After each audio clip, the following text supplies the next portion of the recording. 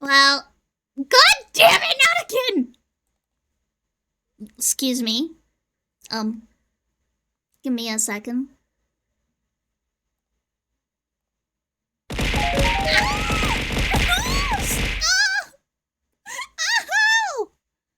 What do you mean? What do you mean do a flip? You mean like this? There you go. God damn it.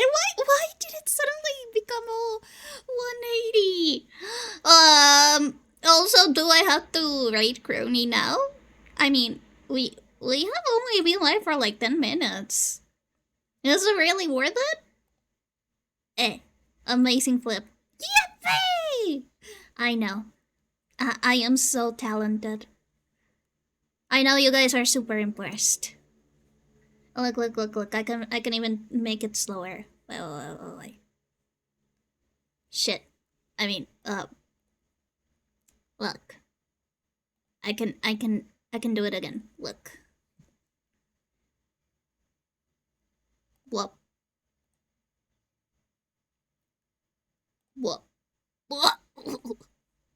Oh god. Might have thrown up a little last time, but that's okay. That's okay, don't worry about that. Also, why is my stupid audio not working? Boing. There we go. Yippee! Also, hello everybody. How are we doing this lovely evening? I think. It's the evening, right? Yeah. It's the evening. How you guys doing? How have you guys been? Do you guys enjoy yesterday? Because yesterday I was really sick. I'm cold, but I don't want to go home. No!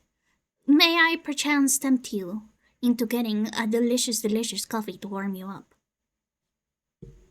That always helps me when I get cold. I just drink a yummy coffee.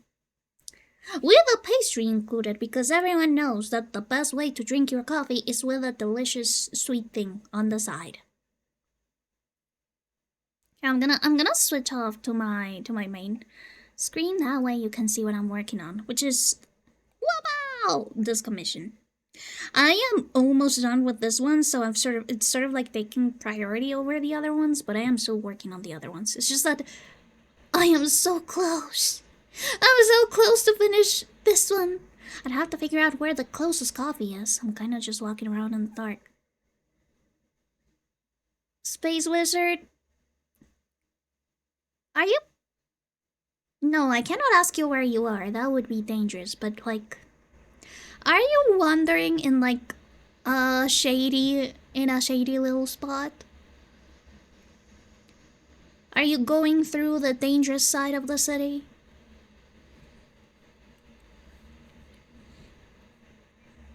Where are you?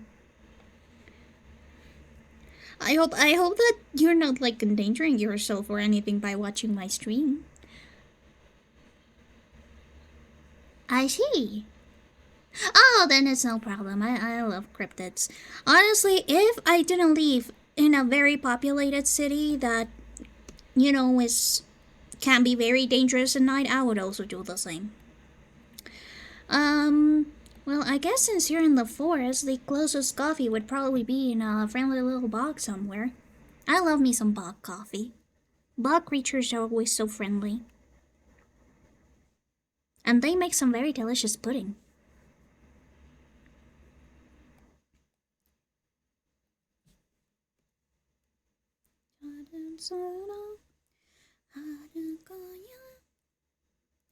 But yeah, I am working in this commission and I think that I'm going to finish it today. I think, if my calculations are correct. I could check in on one of the Mothmen. They usually have coffee and lamps. That is true. The Mothmen love warmth. And everyone knows that a very good source of warmth is coffee. I do sometimes think that the Mothman coffee is a little bit dusty though.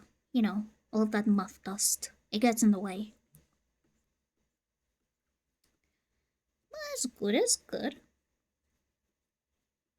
I do think that they also provide very good tasty alternatives to coffee, like tea.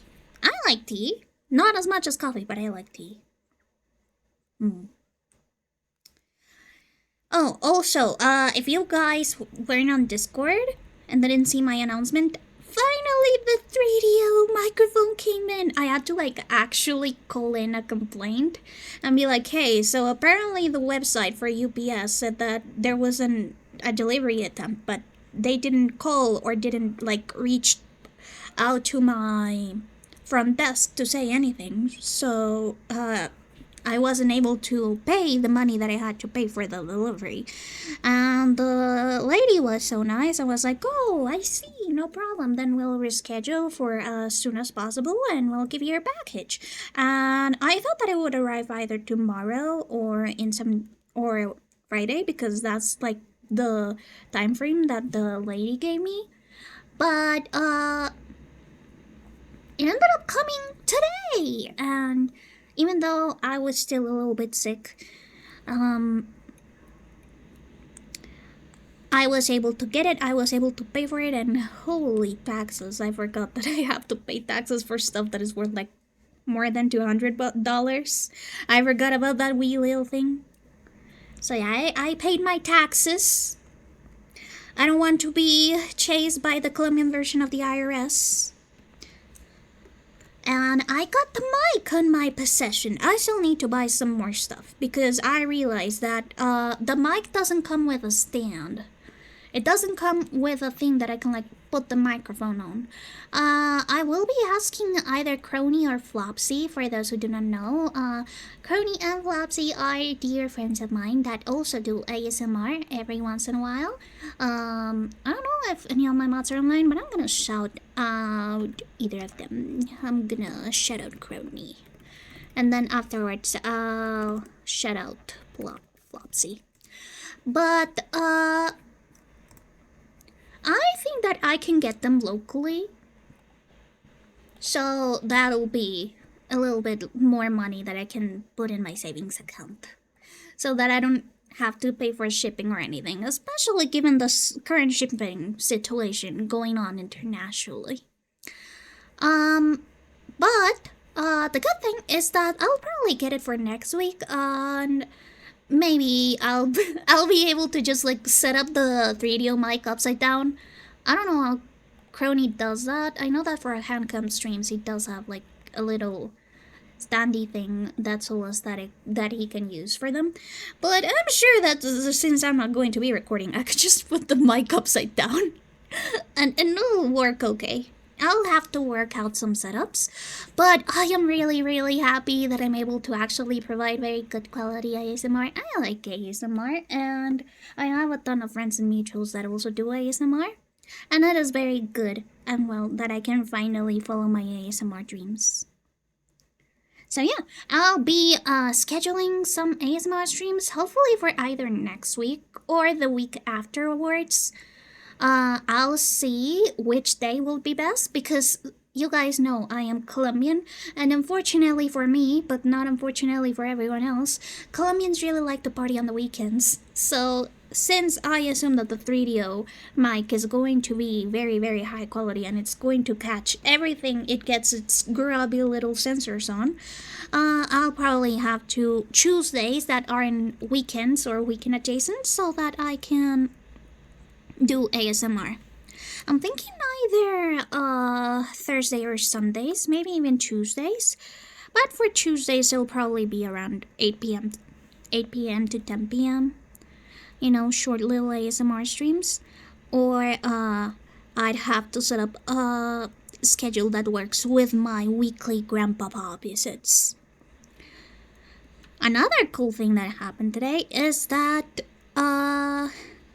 I have been in talks with the manufacturers, and we have been doing some talks about the merch. Of course, the first thing that I'm going to be releasing is hopefully the prints, because they are the cheapest to produce and also the easiest to get to me, because I will be working with a local company.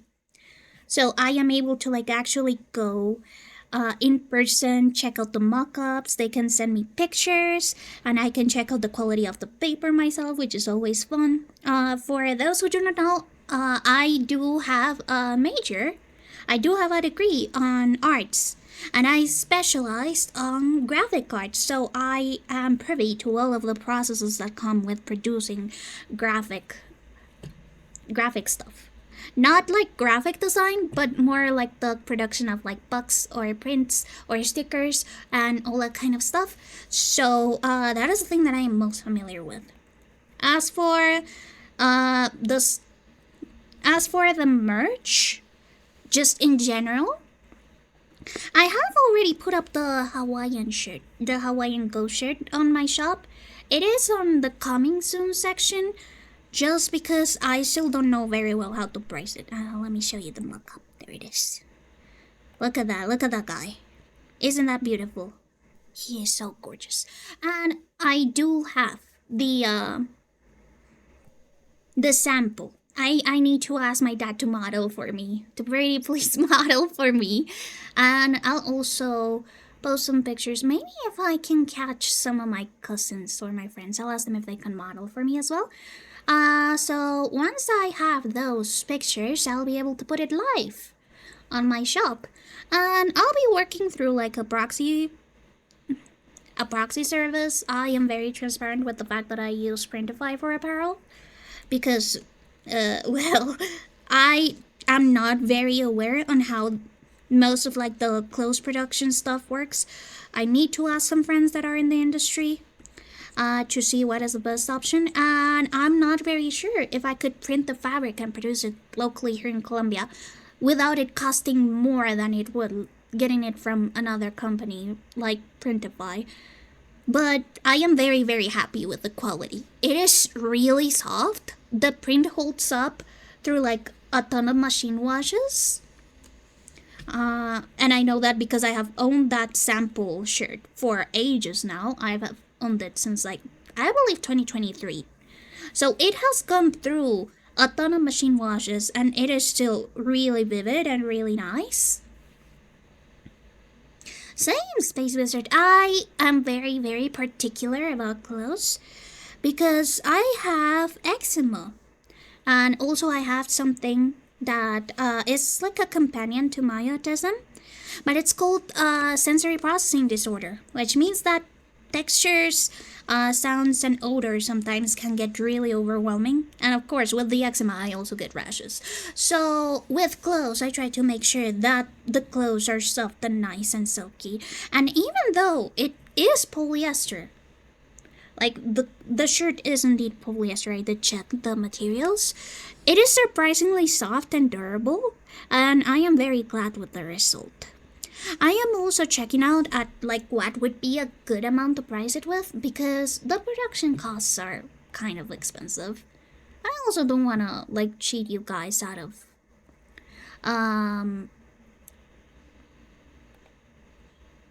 you know, I don't know how to say it, like I don't want to like cheat you guys like too much money. I want to make sure that it is affordably priced because, well, I need stuff to be affordable for myself as well. And yeah, that is sort of like the updates. I am very, very happy and very hopeful about the stuff that's coming on. Of course, the fact about like the US shipping suspension sucks a ton. But hopefully it gets lifted up soon. Or at least we come to a compromise. I've already notified my clients that had packages shipped and that are just like in a in a storage box somewhere. My poor little Margie guys. But I am hoping that it will be sorted out by the end of this year. I am hoping. Please, please, please, please, please, please. In other news, I don't know if you guys have seen it, but there have been a ton of like cool VTuber collab things going on. I am really, really excited to watch the Socks Minecraft SMP. I don't know if you guys saw the announcement post. Seven! Hi! Everybody say hi to Seven. Hi, Seven. How you doing? Hey, do I have stream notifications for you on? I think that I should. I think that I have them on, but I haven't seen you stream in a hot minute. Seven also streams. He's very nice. He's very cool. I think that you guys should follow him immediately. But what was I saying? Oh yeah, I saw the Socks SMP. I did apply for it, but I think that I came in a little bit too late. Usually those application forms get hounded really quickly, because of course everybody's going to be looking at that. They're going to be looking at posts specifically from Flork, and the spots are very, very bad. Oh! Seven, what do you do? Seven, what did you do? Wait! Thank you so much. Thank you so much, Seven. Oh, wait. I need to. I thought it wasn't a lot. I feel guilty when somebody donates a lot of stuff to me. Well, thank you so much. Thank you. And as I was saying, Socks SMP, I love seeing Minecraft stuff. I love watching Minecraft SMPs go buy more money. Go so true. Oh! That's so much money. Thank you so much. But let me just like take some time to get better. Oh, thank you. Thank you so much. So I really like Minecraft. I really like Minecraft SMPs. I have been a long time fan of like Hermitcraft. I may be outing myself as like an old fucker right now, but back in my day, before Dream SMP was a thing, there was something called Hermitcraft. And Hermitcraft has been like a Minecraft SMP that has been going on for a while. And so it has always been like a dream of mine to be part of an SMP. Or to just like do my own Minecraft gameplays.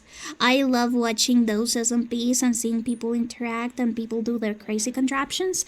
Unfortunately, I soon learned that I get motion sickness really, really quickly from a ton of games. And one of those is Minecraft. Back when I first started streaming, I actually streamed a lot of Minecraft. And it was usually about like 2-hour streams every single time. Because if it was longer than 2-3 hours, I would get really bad headaches. But I was talking with Salu recently. Salu is another friend, another streamer. He told me that he had known a person who also had very bad motion sickness when it came to Minecraft. And even though they had fixed all of the other things that usually cause motion sickness, like the FOV or the sensitivity, all that kind of stuff, they still got motion sickness. Until then, they realized that it was actually the textures that made them motion sick, because the textures of Minecraft can be really repetitive, and sometimes that repeated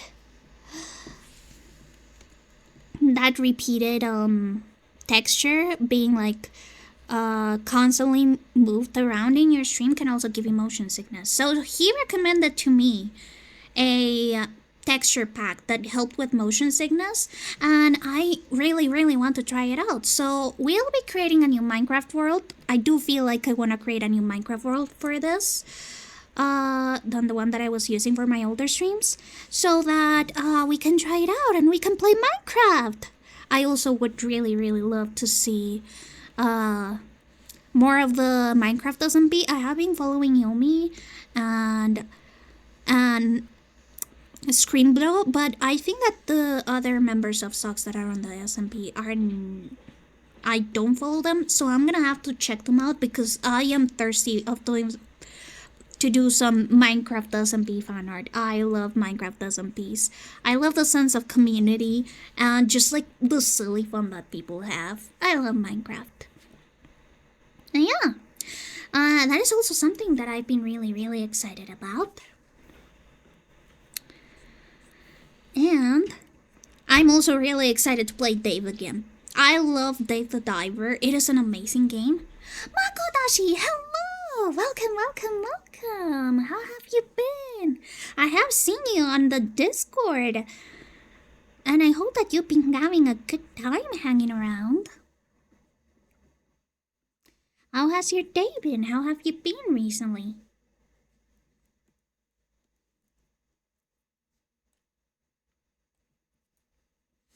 Yeah. What was I saying? God damn it. I forget. Oh yeah, I am very happy to return to Dave the Diver because the art style is amazing. I have always been very not jealous, but more like I have had a healthy envy of people that have really cool pixel art styles. Back when I was a wee tiny baby in DeviantArt, I used to see so many pixel artists, and I also used to do like pixel art commissions. Back when DeviantArt used to have its custom layouts, and it used to have a ton of customization for members, not even just premium members. You could also just be a regular schmegular member and get some premium features to customize your page. Oh, you used to be someone with a different name. I see. Do you mind sharing your past life, or do you just want to start anew? Whatever you feel most comfortable with. Oh, right, because you got hacked. I remember. I remember that I believe Freak told me so, that your account got hacked and that you lost everything. I am so sorry. But I am loving the rerun. It is very cute. I really like the model. I saw the little sneak peek that you gave out on Twitter. It was really cute.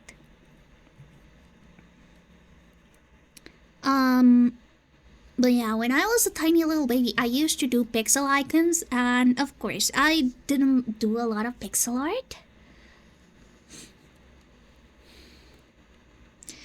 And even though I wasn't very good at it, I always admired the pixel artists that got commissions from like the very well-known sort of like commissioners of the time. You know how in art history you have the Medici family, which were this family of rich Italian bourgeoisie that actually commissioned a ton of art just because they liked art.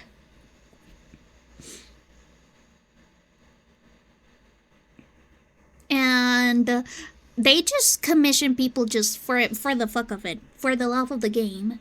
So they sponsored a lot of famous artists like Leonardo da Vinci, Michelangelo, Dante, and yeah.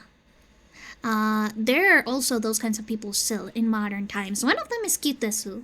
And I'm sure that if you like anime and moe art, you have seen one of Kyutesu's OCs. Also, I love Echo. Thank you for the hydrate and the stretch. Okay, let me read Marco's message. Ah! Oh, you just cleared the... You cleared the thing.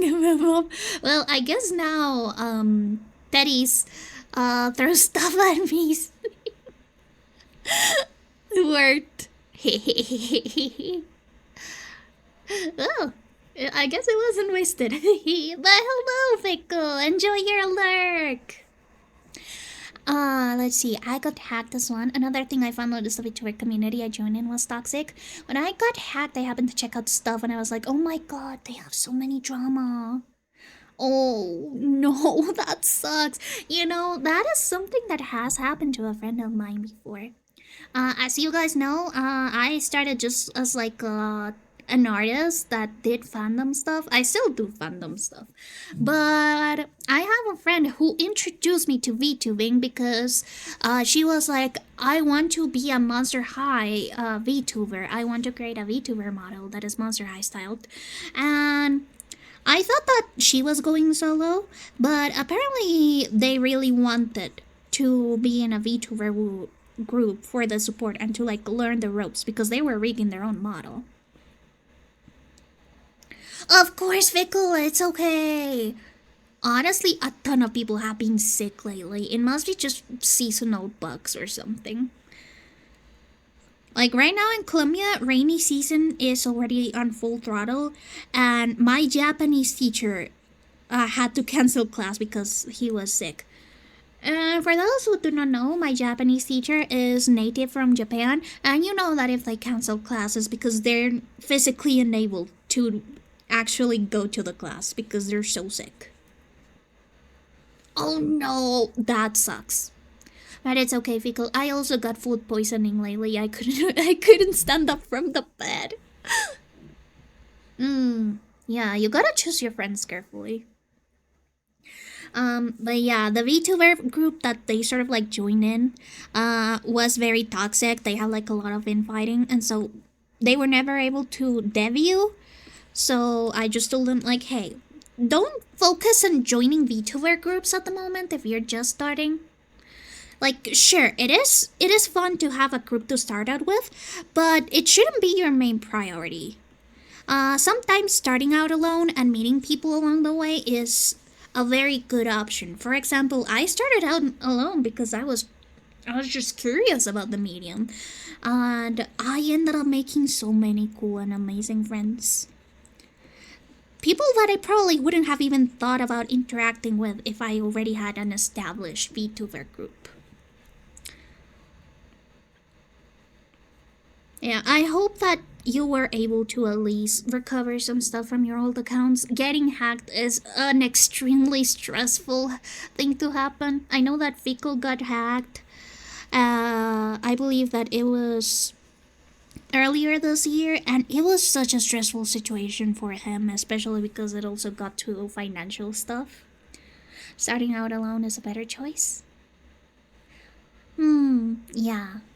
I think that it also puts like less pressure on you to force friendships with people, because if you're in the same VTuber group, you're sort of like, I gotta get along with everybody even if we don't vibe too much, and it becomes really awkward.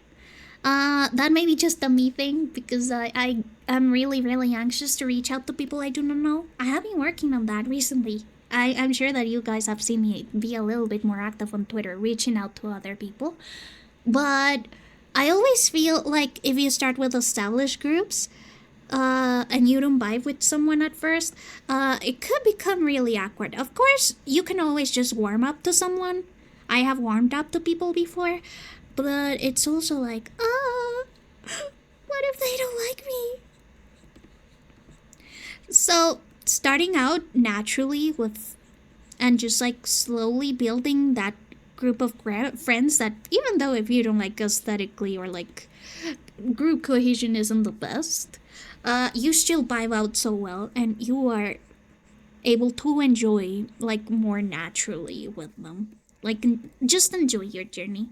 I guess it also comes to say that I have always focused more on my art than on being a VTuber. I have always said that VTubing has always been a vehicle for me to like improve my art more, so I don't focus that much on the content creation stuff like my other friends like Kid or Crony that do a ton of super funny shorts. Actually, I'll check my TikTok daily to see what they have posted and comment on them. But for those who do actually focus on VTubing, they have indeed told me that it is best to just start to like organically reach out rather than starting out with like a set group. It sort of takes a lot of pressure away because, again, this might just be my own sort of like way of thinking because I am usually very socially anxious. But when you start out as a group and you're doing worse than the other people in the group, you might feel guilty. You might feel like you're dragging down others. And of course, that's just the anxiety speaking, but it can also make VTubing less fun. And you know, if there's something that I want to like emphasize is that I like doing VTubing because it's fun. Because that is the main reason why I have stuck around for this almost a year actually. it's because I had so much fun and the community can be so sweet. And that is something that is so difficult to find. And I am not going to let someone ruin this experience for me. And finding those like ways that you can enjoy yourself is so so so important. Especially because if I think of this as a job, I think that it would like suck away the happiness from me. Because I am very, very serious about work. You guys see the silly side of me in which I'm just like yapping away and sharing funny stories. But when I am in work mode, I am in work mode. I have been in leadership positions and stuff like fan signs and community projects, and I have also have done some big commissions. And for those things, I am like full on suit and tie. I am not going to uh, be a little silly. Maybe once the project is over, I'll be a little bit silly. But while the project is going on, I am all business. Of course, I enjoy drawing. I love drawing. It may be an addiction, but that's okay. But I take very, very seriously stuff like commissions or merch production or anything like that. I have trust issues with people, but I was trying to be more open.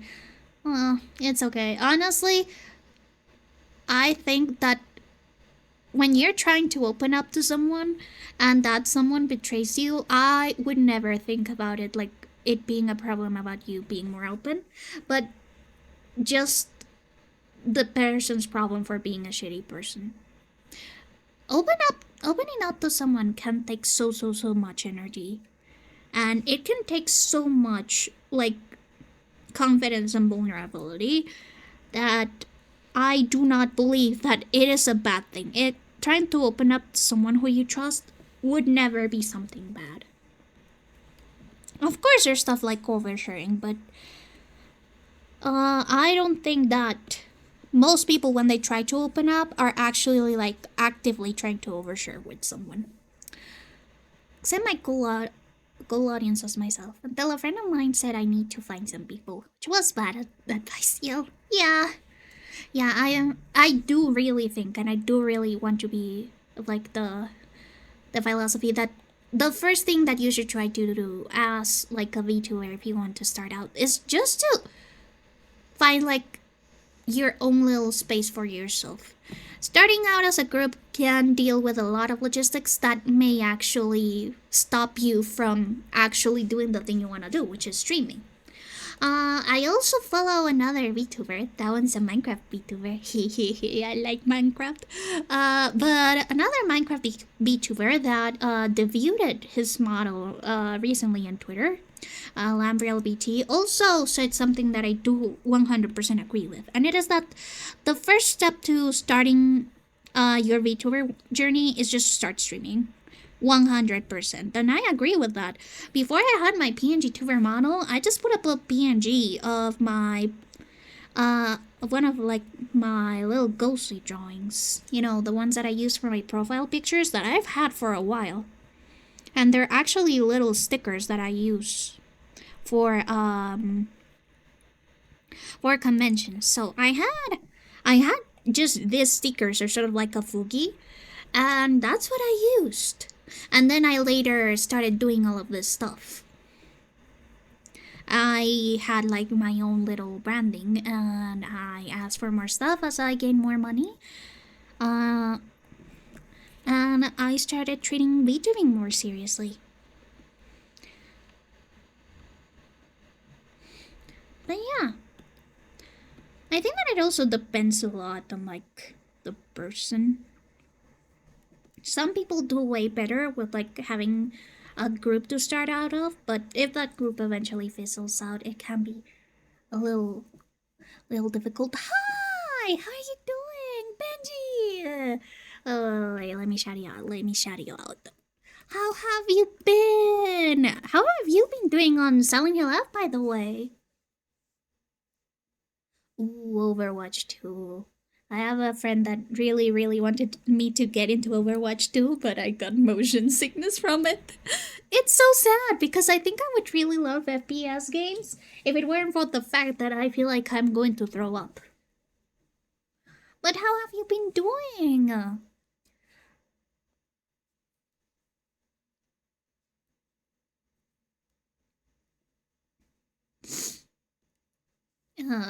Oh my gosh, my nose is starting to get all runny.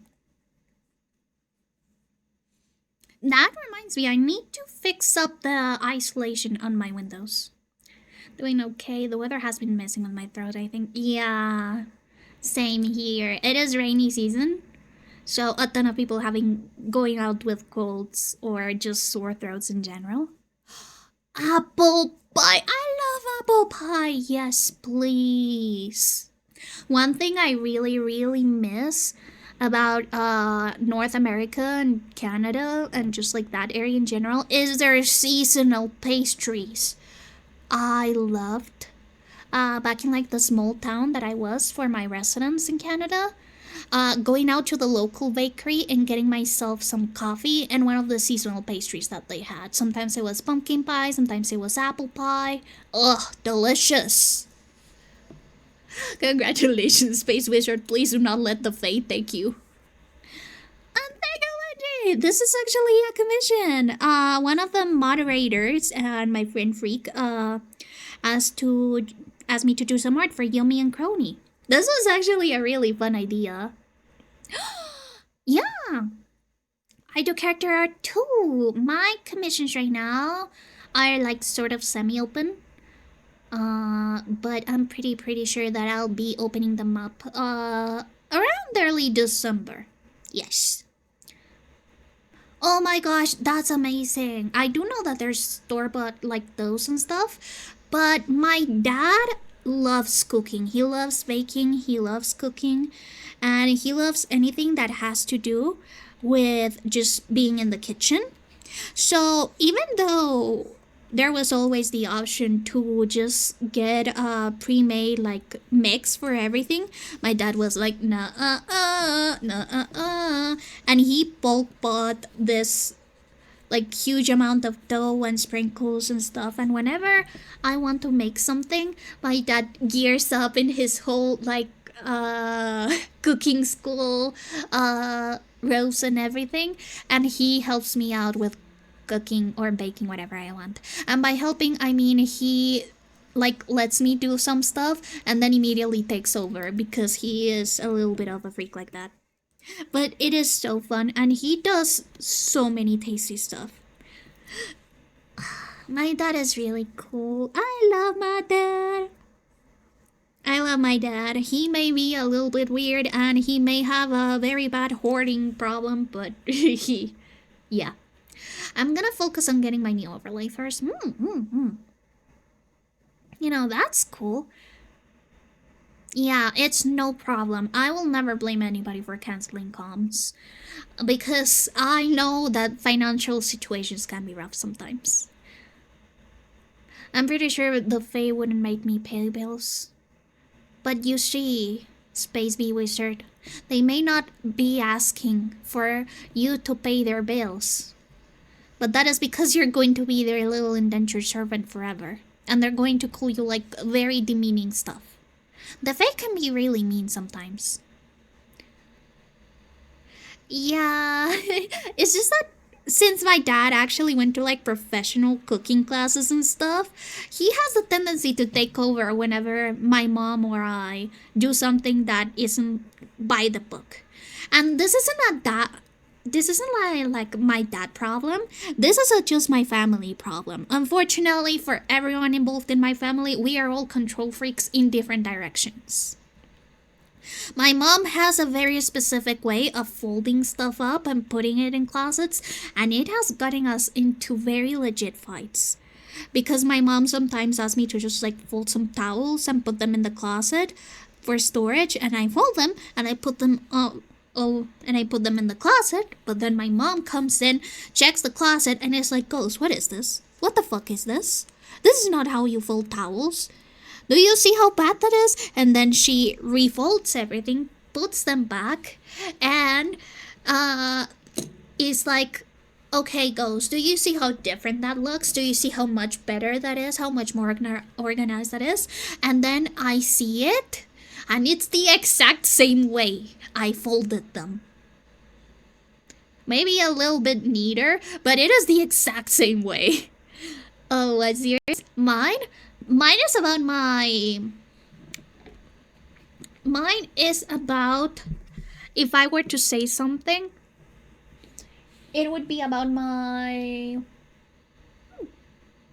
I don't think it would be my clothes. I don't really mind much about my clothes. But I think if I were to be super specific, it would be about my socks. It would be about my socks cabinet. It would be my socks. I am very specific about how I fold my socks.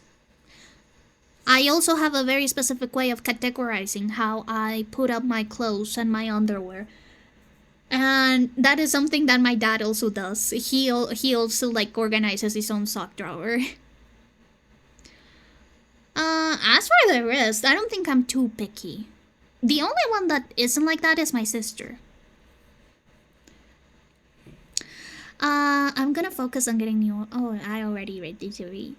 What's yours? Just like my mom, I want to cook something the way I like it, and she's like, why don't you put that instead? Yeah, it can be annoying, but I know that they mean well. And to be honest, my dad's food kind of slaps. I kind of have to give them a little bit of like a reason there, because I know that it will be tasty nonetheless.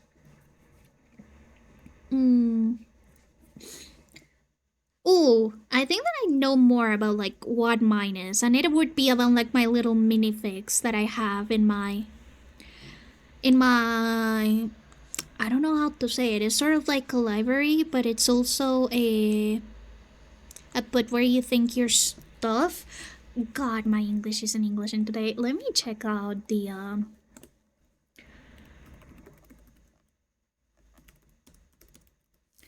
Let me check out the word in English real quick.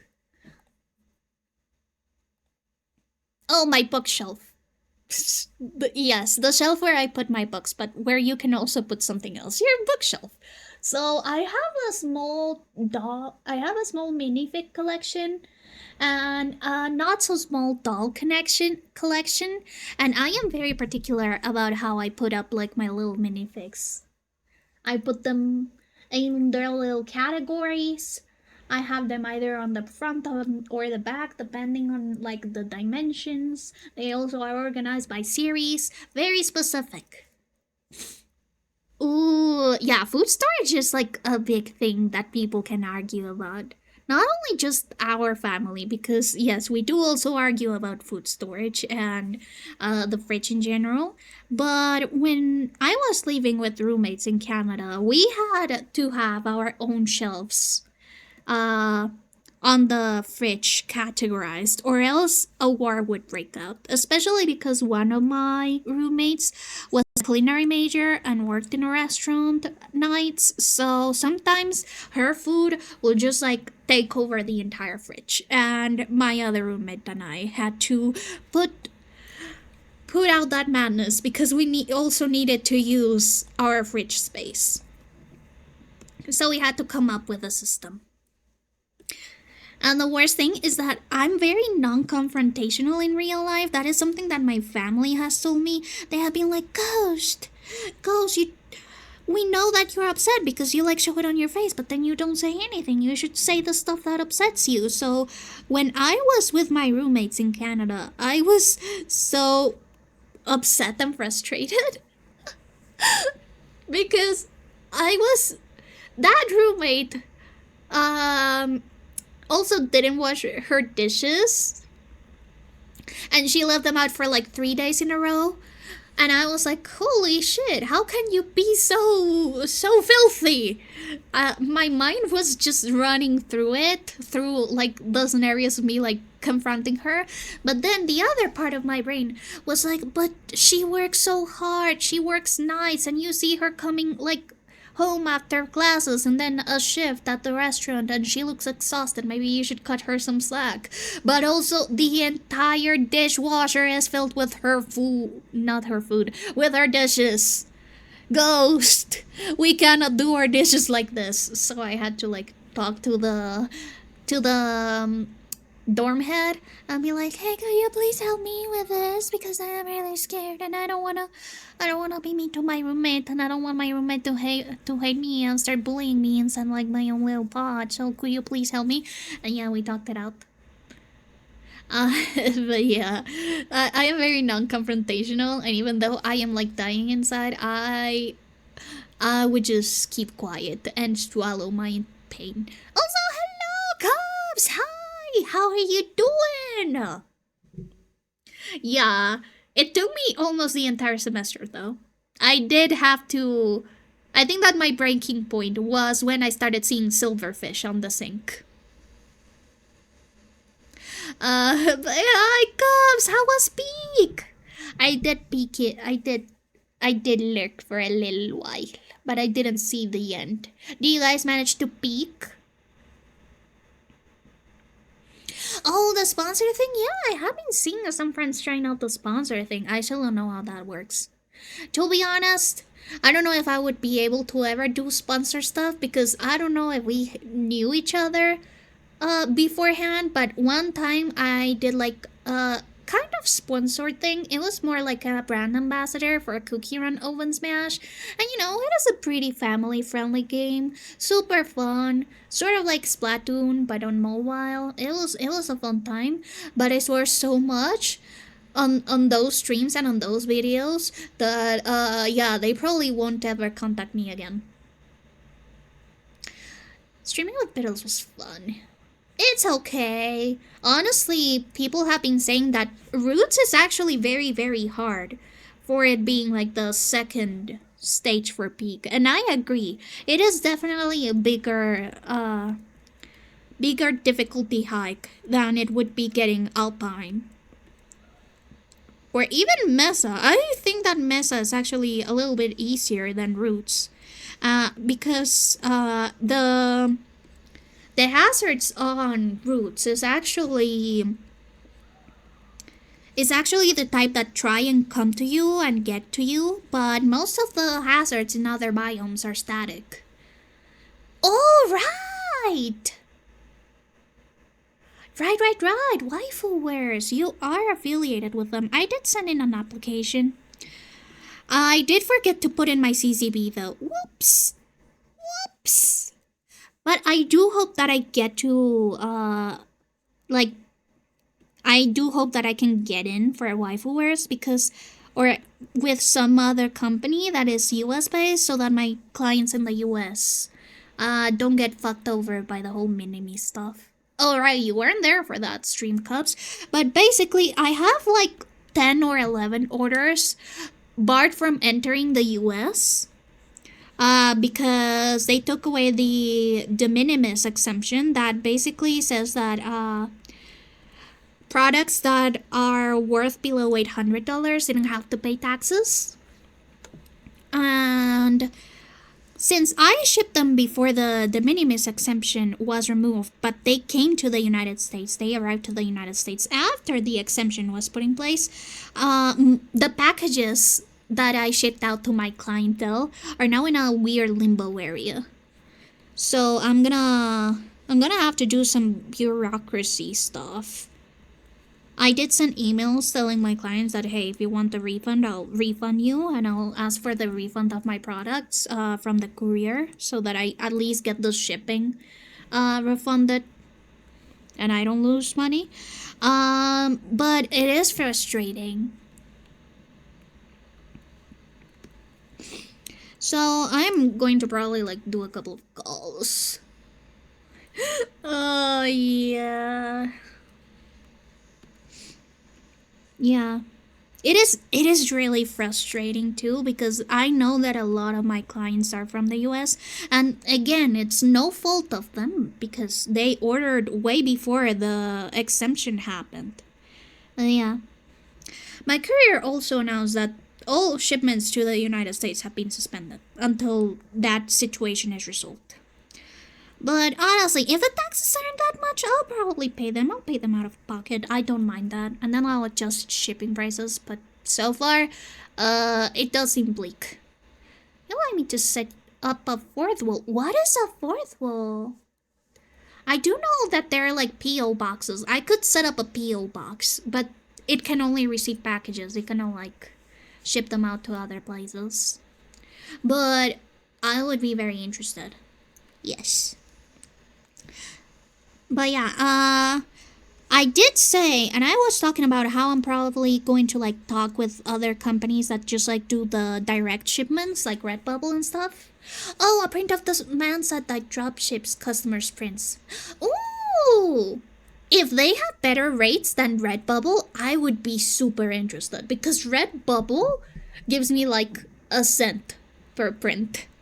And it is, I get so excited seeing like the "you got a sale" Redbubble announcement. And then it's like, yeah, so for this sale that you get like 3 cents. Of course, cops, I'll remember that. Let me just put up a little note on my notepad. It is really funny when you are a university student. Of course, I have graduated and I haven't been to a class since like 2024, early 2024. But when you're in the university and before and after the pandemic, before the pandemic, people just use like pen and paper to do stuff. But now, everyone just uses their tablets to write stuff. And I was the only student that still used my little pen and paper. It was very interesting to see that swift change in technology. And even now, my mom is like, "Hey, why do you still use notepads, Ghost? Don't you know that you can just write stuff on your phone?" I'm like, "Yes, mother. I just like the feeling of pen and paper, mother." Even my mom is calling me a nonk. Imagine your parents calling you out because you're outdated. That is so sad. I am being unk-moded by my parents. Yeah, I'll definitely check that out. Especially if I am going to release more prints. I really want to make sure that the people that want to get them won't be barred by stupid customs and bureaucracy. Because that is an unfortunate thing of like not living in places that have like very good mailing systems.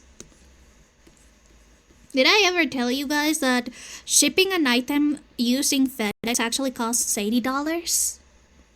No problem, Space Wizard. Have a nice rest of your day/night.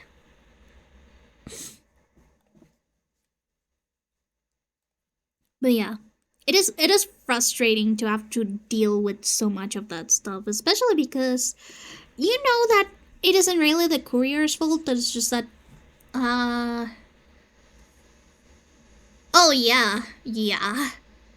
It is $80. It is $80 here for just like a letter.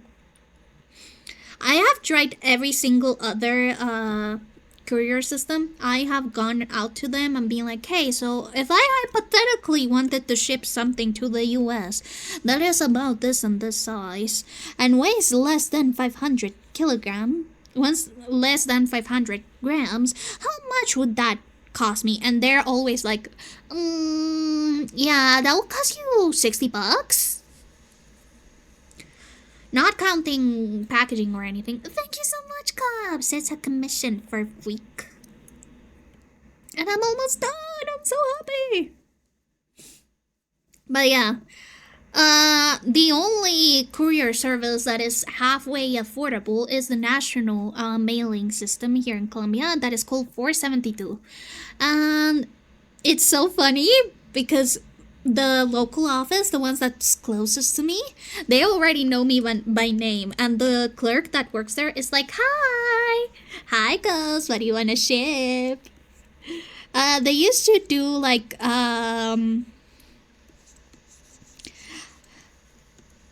pickup services where I would just like dump everything and they would come and pick it up, and then we would do the stuff remote and call. And Of course, clubs, take your time, no problem. My commissions are closed right now, so no rush.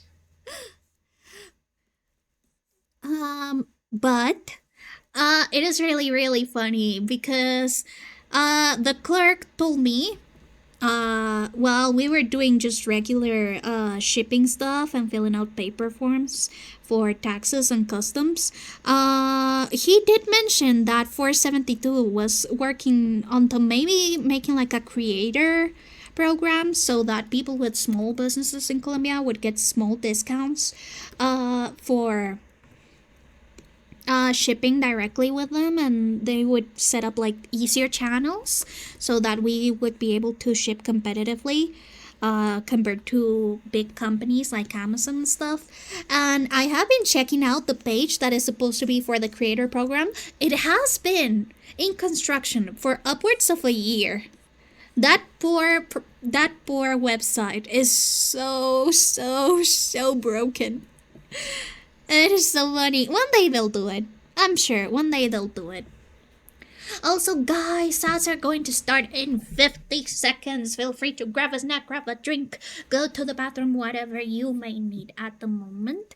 And we'll continue our regularly scheduled ghost time in 3 minutes. It is 3 minutes of that time for an hour. And if you want to skip ads, consider subscribing. It would help me out a lot, but you don't have to if you don't need to. Remember, guys, there used to be a time in which ads used to take 10 minutes for 15 minutes of content of your program. So don't worry, 3 minutes won't kill ya. And hey, I don't know if the erectile dysfunction ad is still going around, it's still making its rounds, but if you get the erectile dysfunction ad, I think that you should tell me. Once I get a bunch of extra money, I will be able to give subs to everybody. I hate capitalism, and I hate ads, and sometimes you need ads. You know what's the fun thing is that I have been thinking about going back to just pirating my music. I love Spotify. I don't love Spotify. I don't really like them. But I love the convenience of them. And I love just how it's got most of the music I like. But I hate that they have region restrictions and that if you don't pay the amount of money to like put your stuff in there, because yes, creators have to pay Spotify a fee to put their music in there. They actually get removed or they get grayed out, so you're not able to listen to the music that you put in your library. And then you're actively paying for it, because my mom and I have a dual membership. Because my mom loves Spotify. She actually loves them. And she loves the DJ feature the most. For some reason. She loves the little AI voice telling her about the music she's listening. Anyway, I have been considering it because a lot of the indie EDM artists, especially the ones that are from Japan and have limited release EPs, usually for Comic Kit or for music events in Japan.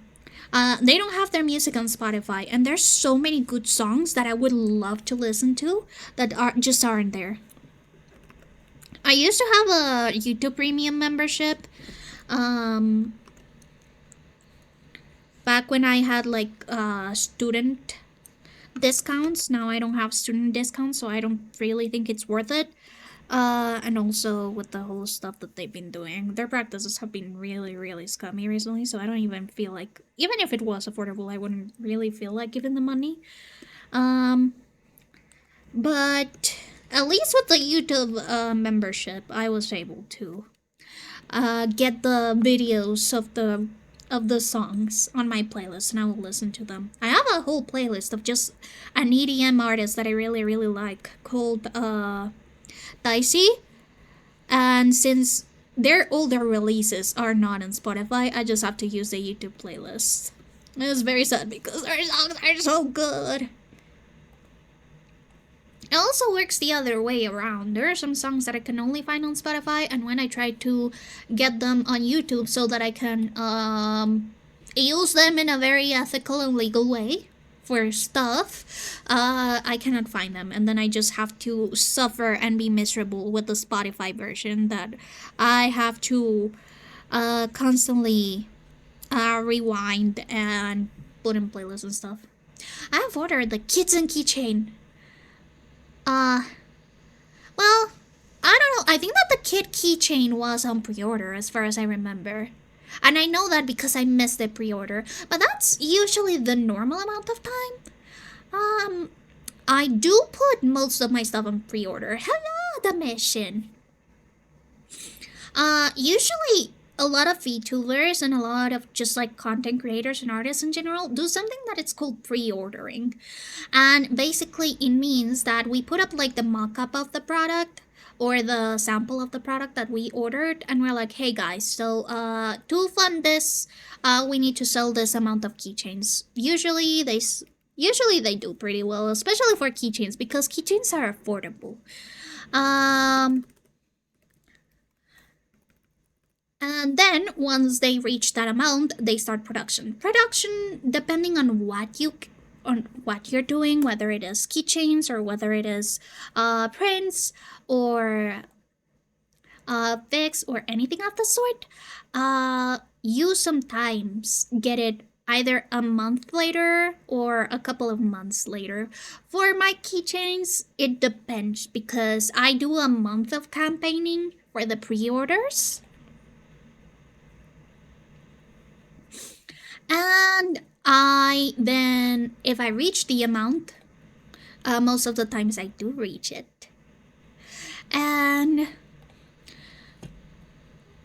once that is done, I start production. So the first stage that you do is buying like the amount of the custom that you get. Usually I buy a little bit extra because I like selling them on comms, and my family is really supportive, and my grandpa actually has a collection of my merch. It is really cute. I love my grandpa.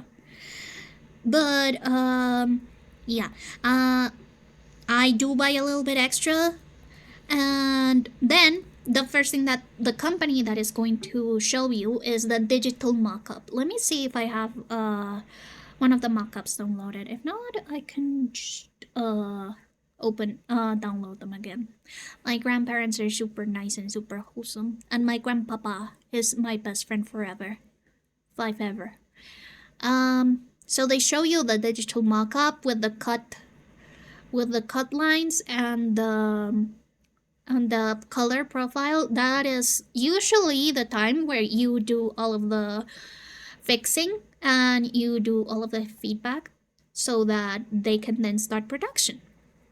And once they start production, depending on how much you order, usually I order around 50 keychains or 50 of the merch that I usually do, except for prints. Usually for prints I order upwards of 100 copies. But once they're done with production, that is the most lengthy part, and they show you the samples that they have. Usually they show you samples of the A grade, and then they show you a little bit of like the B grade stuff, because there's always going to be a sort of like, I don't know how to say it, like margin of errors that you're going to get, and you can ask the company to give you the B grade or the things that have little mistakes on the artwork so that they can later fix it. Oh yeah, there it is. Let me copy the image and show it to you. So this is a digital mock-up. This is sort of like what the charm is going to look like, and of course there's some words in Chinese because my manufacturer is Chinese. Let me see. It's just like,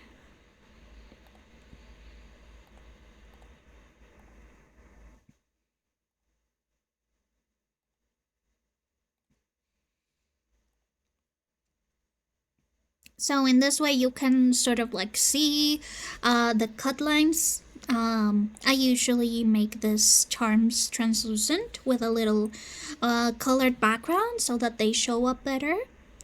And you can see all of the little like details that there are. Let me see, the color's a little bit weird.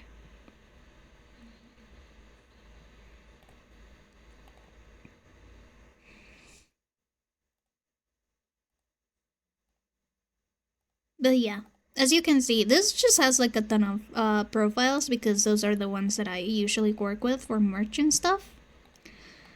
But they have different for their printing presses. Usually every printer has different color setups. But they show you the cut lines, they show you the type of accessories, they also show how they're going to look in proportion to the backing cards. These are the backing cards for this specific charm and how they're going to look like in proportion and if they're going to be packed together or not. All of that is going to happen like probably on the first 2 weeks and you're going to be in contact with the company. And then you actually start seeing like production images, which is the most exciting part. That is the part that I love. And I love getting pictures from the factory and seeing all of those parts starting to like come together to make the product. That is very exciting. I have really gained a lot of respect for just sort of like graphical and product production in general, because it does really throw in like a ton of like technical knowledge and work. And that's why one of my dream jobs, I have like a list of like dream jobs that I would want to have one day. I would love to be an illustrator for a book editorial or an editorial printing press one day. Specifically for children's books, but I don't mind illustrating for other stuff. And that is because I love the book production process. And I have my own self-published books. Art books. Actually, I need to add my art book to my shop. It's just that I don't know if I'll find that much clientele because it is sold in Spanish. But yeah.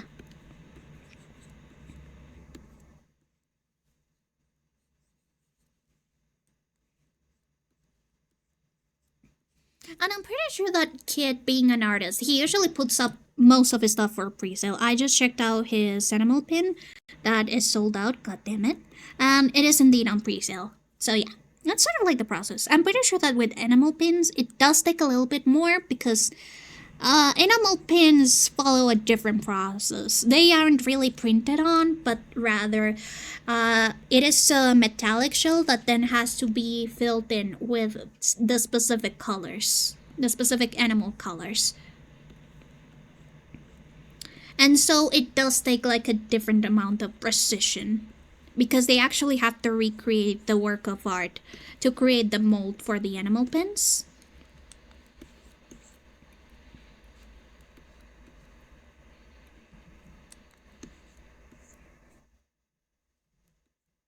This song is so good, I love it.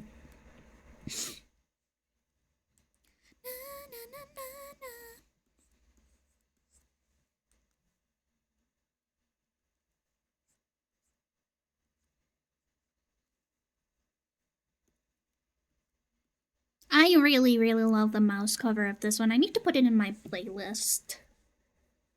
I don't know if they have it on Mousies, actually. I mean, usually she does have her covers, but... Oh yeah, she does! There we go. Now we open my eyes.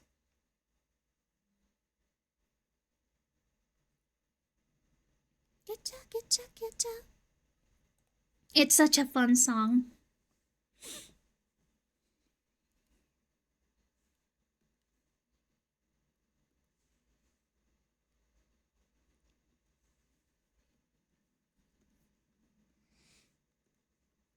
It's Giga and Kira.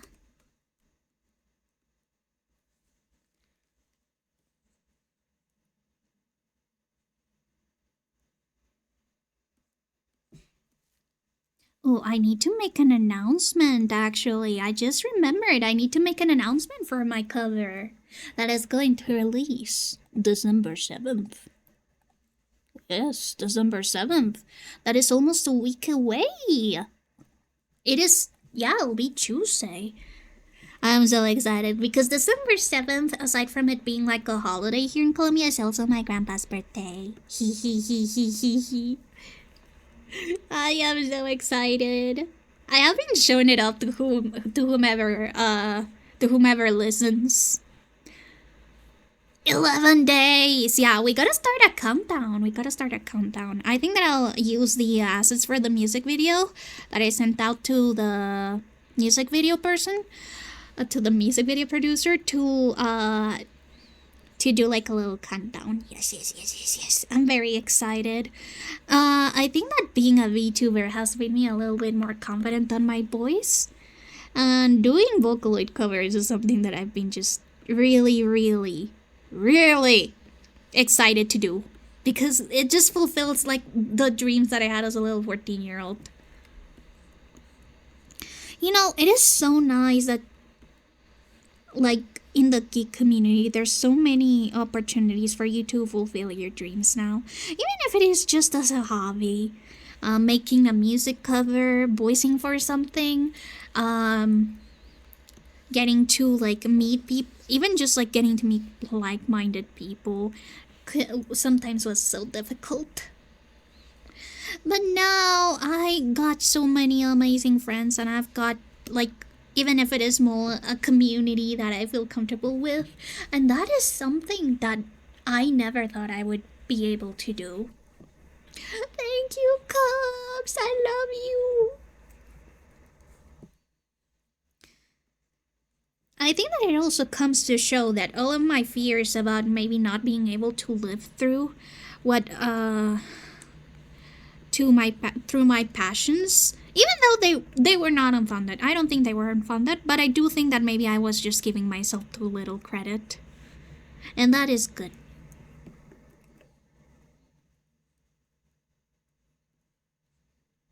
I am very glad that being able to like be a little bit cringy and being a little bit dumb and being a little bit like I don't know how to say it, like a little bit silly with people is no longer as stigmatized as it was once before. Because, you know, I've been seeing this trend like on TikTok or in other places where they're like, oh, bring back bullying, guys. I would never bring back bullying. I think that most people that say that, oh, bring back bullying or whatever, do not realize how detrimental bullying is to like the bullied person. It breaks down your self-esteem and it takes years to build it back up. And I am so glad that kids are no longer, or at least are not as often involved or being subjected to bullying.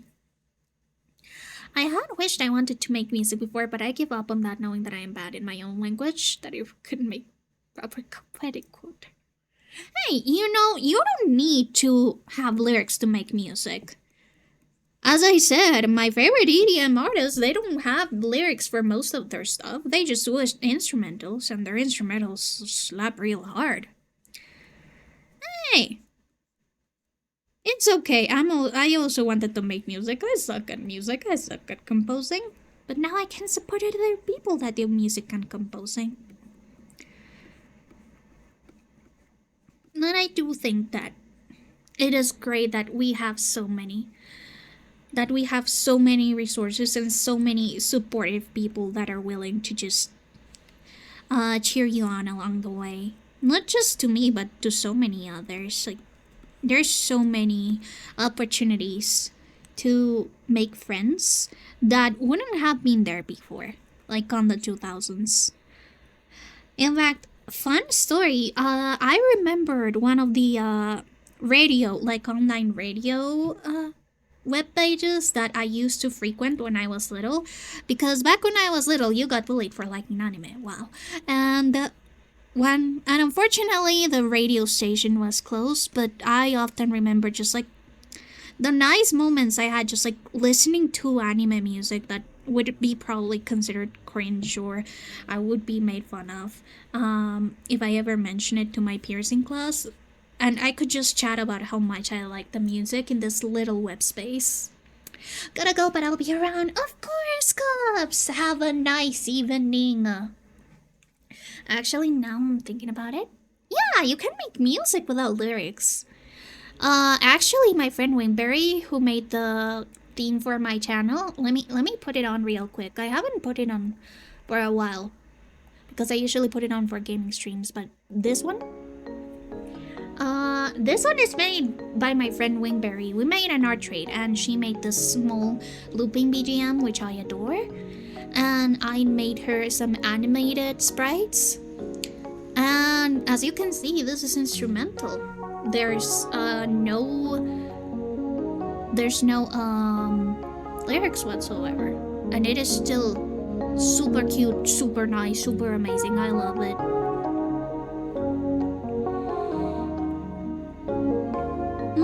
Oh, a lot of people actually want to have personalized BGMs. And I know that because I wanted to have my own personalized BGM that I used for the outros of my YouTube videos, or that I would use for background music for YouTube videos if the video sound got claimed. A ton of people actually do want BGM music. And you know, one of the composers of one of my favorite Vocaloid songs does Twitch BGM commissions on Skeb.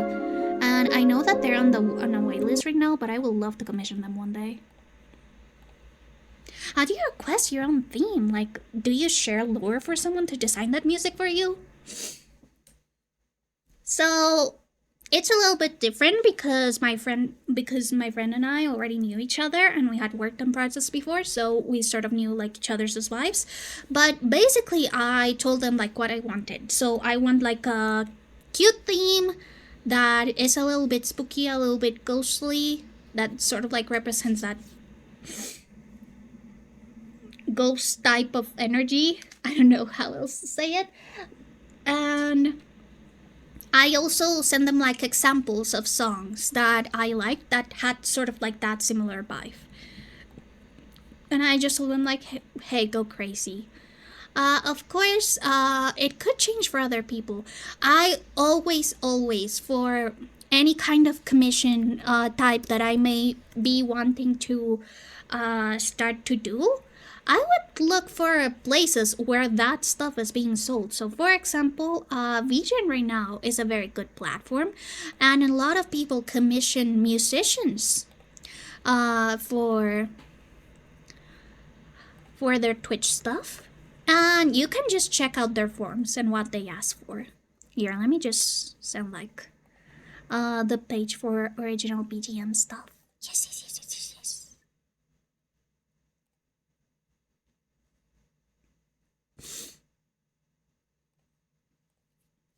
So, you can check out what they have in there, and then you'll be able to sort of create like a template. I actually also used to do that for art commissions, but I did that on DeviantArt. I love reminding people that I am a DeviantArt OG, because it is part of my history. I know that DeviantArt is sort of touted as like the fetish art side, but it had such a vibrant community way back when. I actually miss the DeviantArt community. And I miss the customizability of DeviantArt. Honestly, ever since Wix the company got acquired the rights for DeviantArt, it went downhill. Yeah. But I know that Crony still visits DeviantArt. That was a surprise. I barely visit DeviantArt these days. Maybe I should start DeviantArting again. Right! DeviantArt was the safe haven for artists in that time. And hey, it was full of cringy art, but you know. That's how long you haven't drawn. You gotta pick up that pencil! Pick up a pencil now! No, really, totally. Gotta get back on arting, because arting is happy. Arting is so nice. Okay, I think that I'm done with rendering this one, actually. Ooh! I am almost done, yippee! Yeah, I think that I'm done rendering. I don't see any empty spots. By the way, for those who do not know this, this commission was asked for free right after both Crony and Yomi debuted their supervillain and human models. And the whole thing was that Freak and I were talking about how it would be really funny if Nibel and Yomi's villain persona had a sort of like Lois Lane and Lex Luthor dynamic. So this is Nibel being kidnapped by Yomi because Yomi has evil schemes going.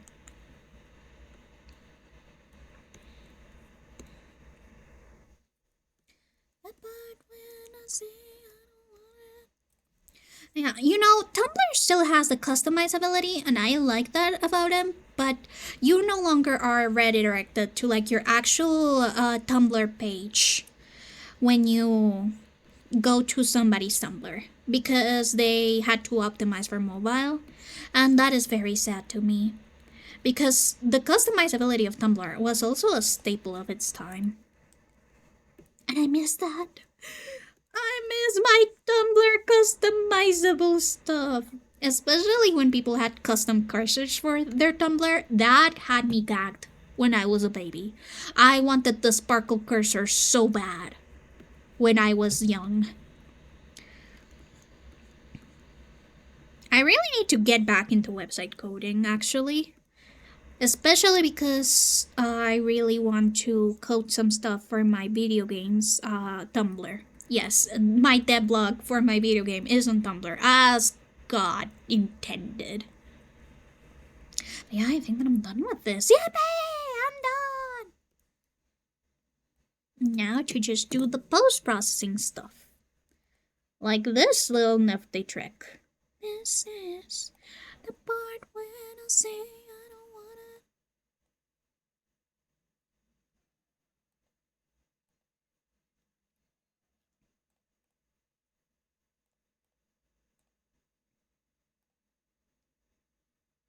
I'm gonna change this to transparent to make sure that everything looks okay.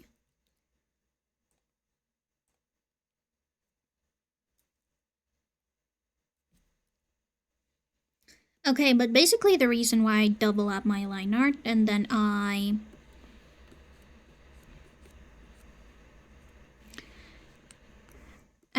then like do this Gaussian blur effect is because it makes it feel like a little bit more dreamy. A little bit like sort of like a camera. You know how the lines aren't always super crisp but are actually a little bit blurry if the person is far away. Thank you so much, Baku.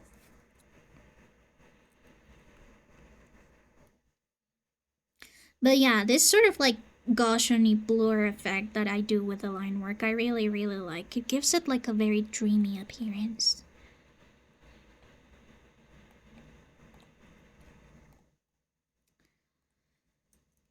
And then for post-processing, which is sort of like the effects that I put on so that it looks pretty. Just a normal in here so that the thingy works. Just sort of like lights and texture so that it looks cooler. I am a very big fan of sparkles, so I add sparkles to everything I work on, and I am more than happy to do so for every single artwork I do.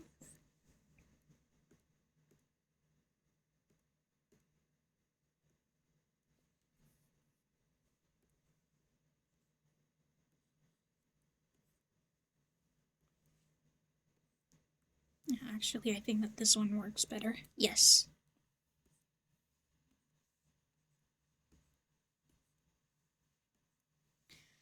And another thing that I can do is that to make the drawing a little bit more dynamic, I can copy this. So by copying this folder, it actually copies like the actual completely flattened out version of this image. And I can blur it.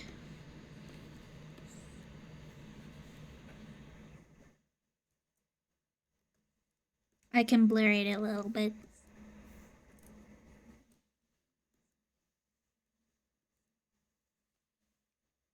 You know, just like a small bit. And then when it's interlaced, the other image, it again gives it this sort of like more dreamy feel. And I like that.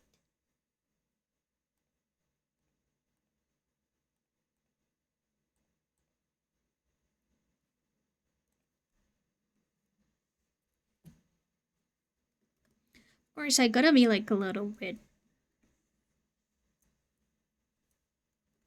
like conservative with the blur. I don't want it to blur too much or else it'll lose definition.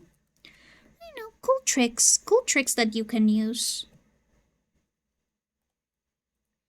I think that somebody also did like a trick where you like do like overlay or lose. I think that it was harsh light. No, it was something to do with like. Oh wow. It was a way to like make your drawing more vivid. I don't remember how it was. I think that I have it on my Twitter saved. But yeah, sort of like something that I like doing.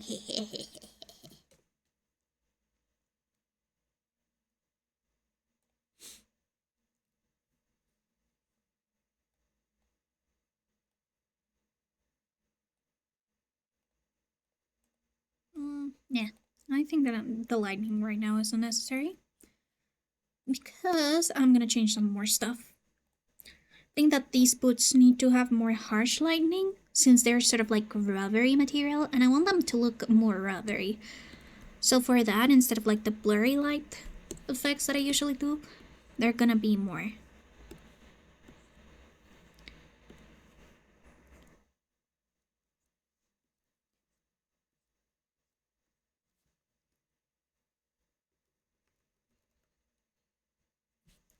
You know, like get some like glossy effect. It is a little bit hard for me to do that, I'm not gonna lie. So I'm gonna open the one of the fan arts that I did. Sort of that leathery texture. Let me just switch that up because there is a not safe for work version and I don't want Twitch to kill me. I think that it's on the merch tab, yeah. Yeah. Shakira! Me when Shakira. You know, I am surprised that a lot of people don't know about like Shakira's discography. Like more of like her earlier discography, back when she was like a more rock girly. But some of her songs are so good. She is truly the icon, the diva. I may have not yet forgiven her for singing the national anthem wrong, but I guess I can look past it sometimes.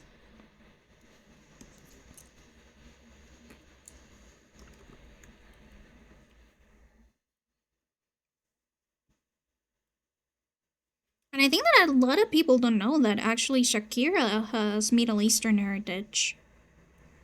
Her dad is actually Middle Eastern.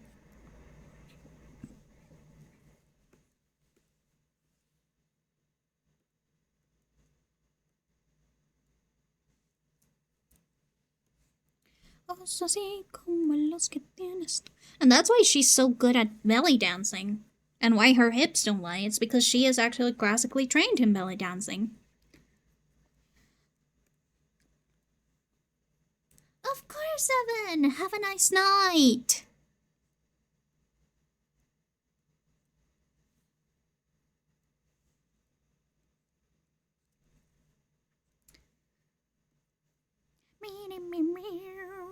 Freak! Hello! Look, I'm almost done! I'm almost done! I'm almost done! Yippee!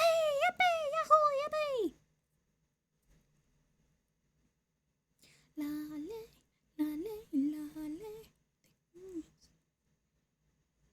los ojos negros.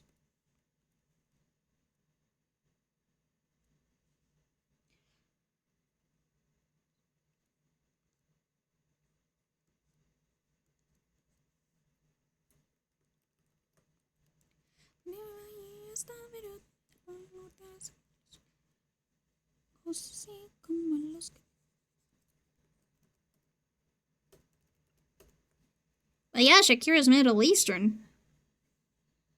Or at least she's got Middle Eastern heritage. I don't remember if her dad's Middle Eastern or her grandpa.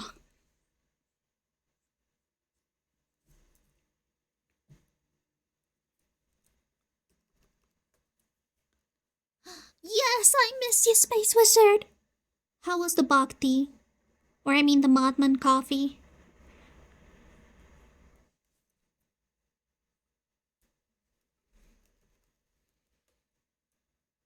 I hope that you at least got yourself something warm.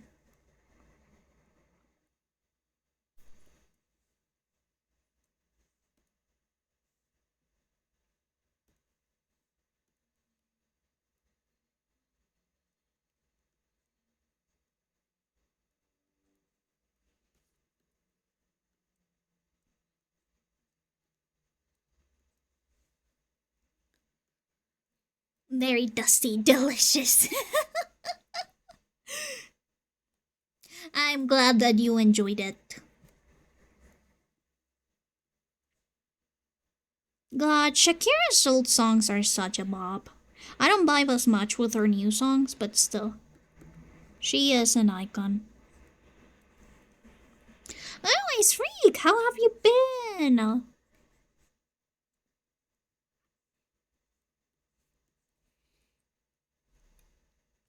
What have you been doing while you were gone?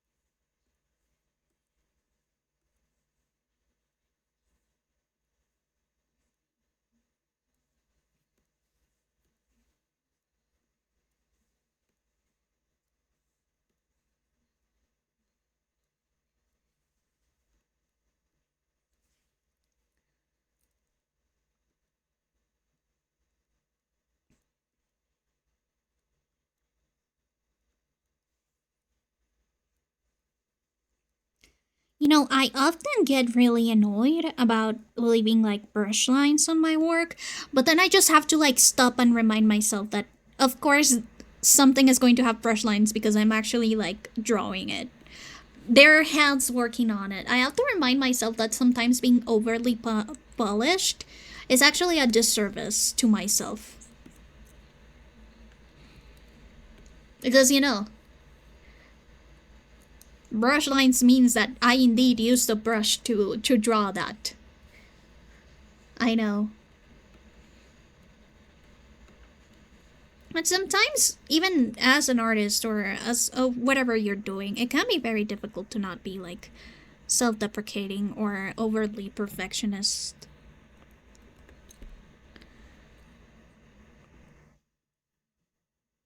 But I am really, really happy with how this commission turned out.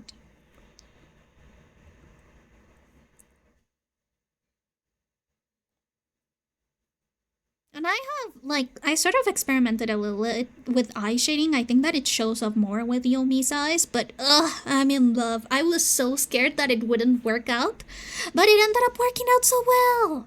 And I'm so glad it did. Okay, now I can actually add, like, the little lightning stuff that I wanted to add.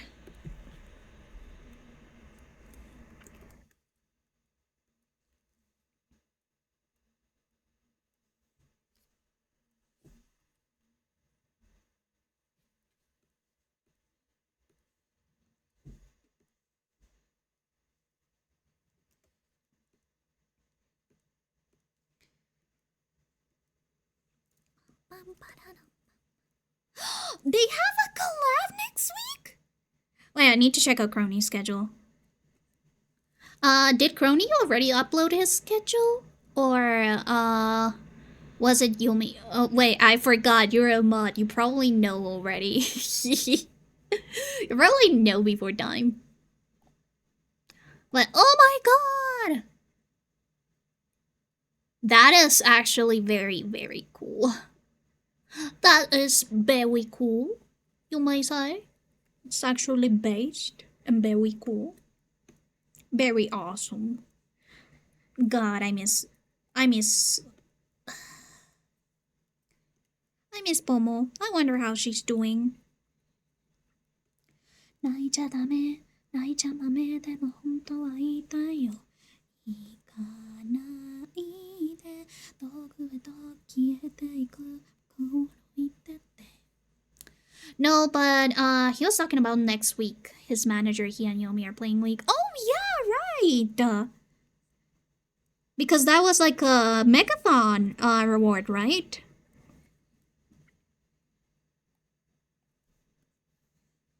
I'm pretty sure that was a megathon reward, like playing League. Caption this. Time to play League and I wanna see. This is why I am going to set up limits for the rage game reward thingamabob, because I don't want you guys to tell me to play League. I am not going to play League. You guys won't make me. If there is one thing that I don't want to do is to ever be involved with League. Ever. It is terrifying. And the funniest thing is that in Latin America, people who play League have such a specific reputation. Like, so funny.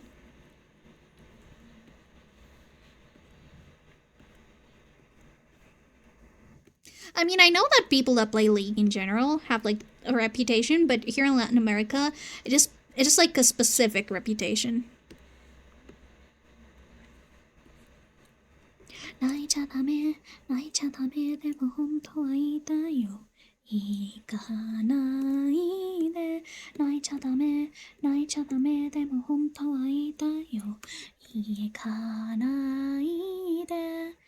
It's fun, but I've never gotten serious about it. You know, the thing is, if that I didn't know about League's reputation, I probably would have liked League. I'm not super serious about it, but I do really like MMOs. I remember back when MMOs...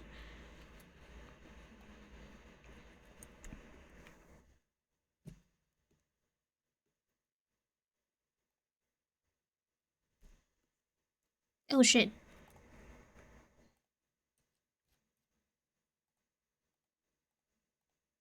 Oh my god, a banger! Banger alert! Guys, this is a genuine banger alert. I want you to max out your headphones right now.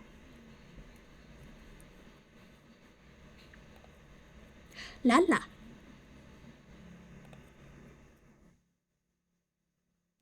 Lala.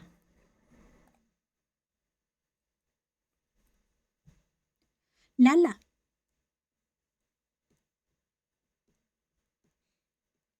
Lala. Lala. Lala. Lala. Lala.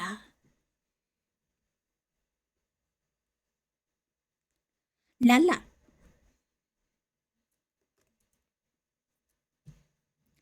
Lala.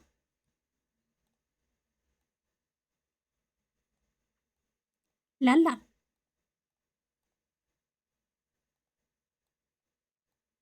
Lala. Lala. Lala. Lala. Lala. It's so funny. I don't know why Albert was so scared of the puppet. I have seen more terrifying puppets before.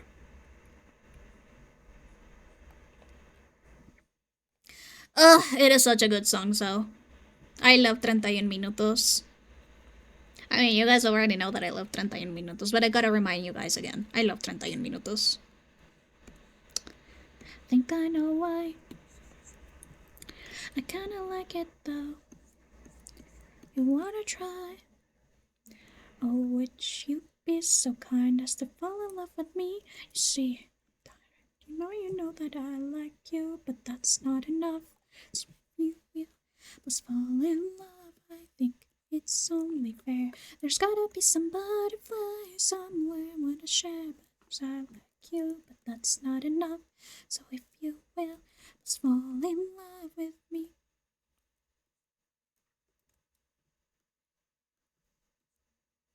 Let's write a story.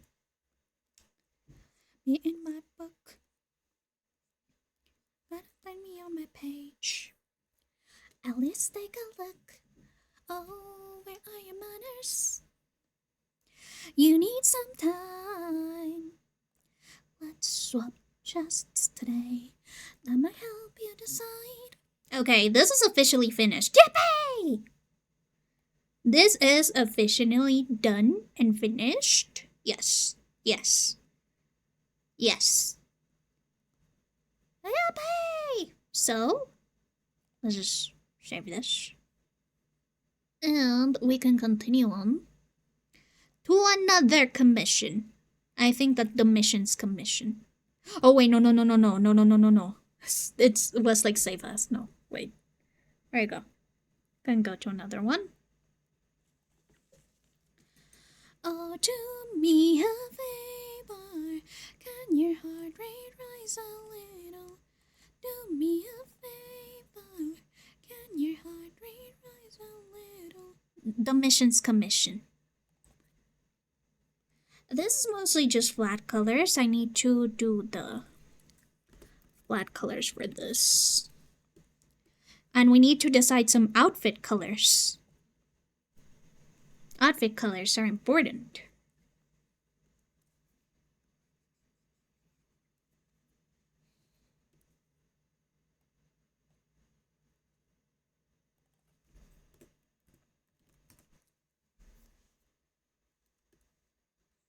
Good thing is that we already have like sort of like a base color decided for skin tone and features. So the only thing that we have to decide is outfit colors.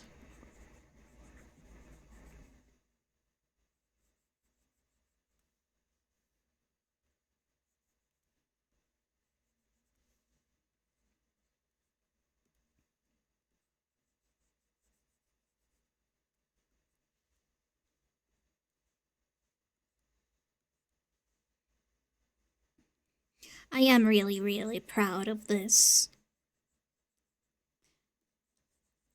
Of this commission. It was very detailed, but I'm really happy with how I managed to make everything be not like fully symmetrical, but definitely that it like logically wraps around the character and it doesn't look just like slapped on. It actually looks like all of the embroidery is actually placed correctly in every one of the turnarounds. And that was what held me up the most. I had to redraw that embroidery a ton of times because I noticed, oh, this doesn't look the same as it did in the other drawing. This is for the whites. Or wait, do you still call the eyed whites if the whites are black?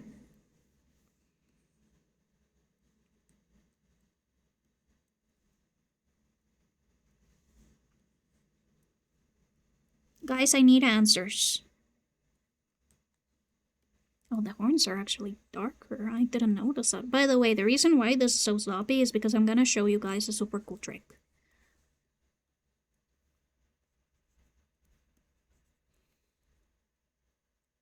Thank you so much, submission. I'm really glad you like it. This was such a labor of love. I'm really, really glad I got to work on it. I love character creation so much. It is one of my favorite things to do.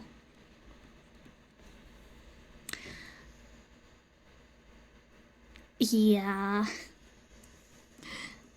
I think that it must have like a scientific name or something, but I am too dumb to know that.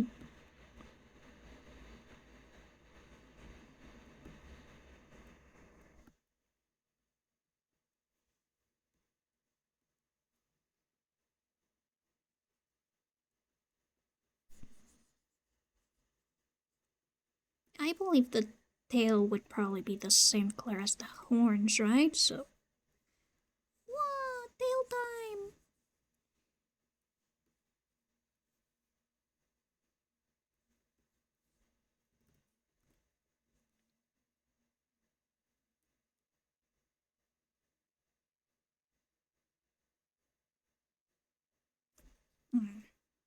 Oh.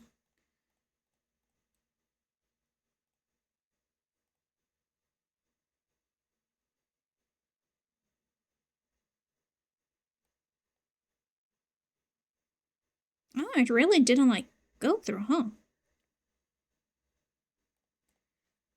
Okay, now I can show you guys my super cool trick.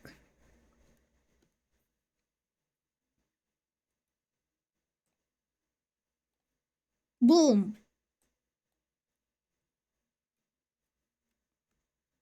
Mom!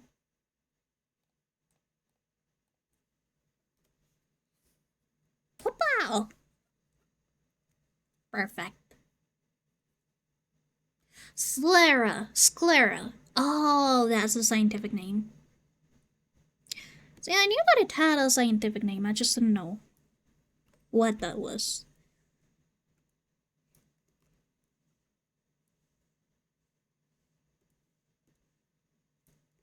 And this one, yeah, I'm not able to do the trick. It's okay though. Dumachale.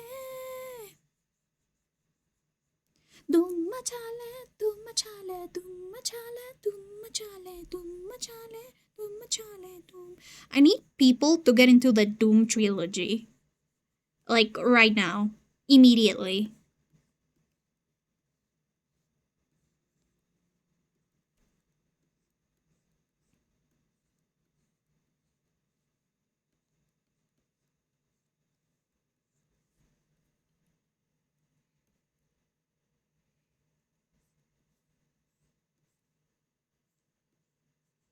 Doom.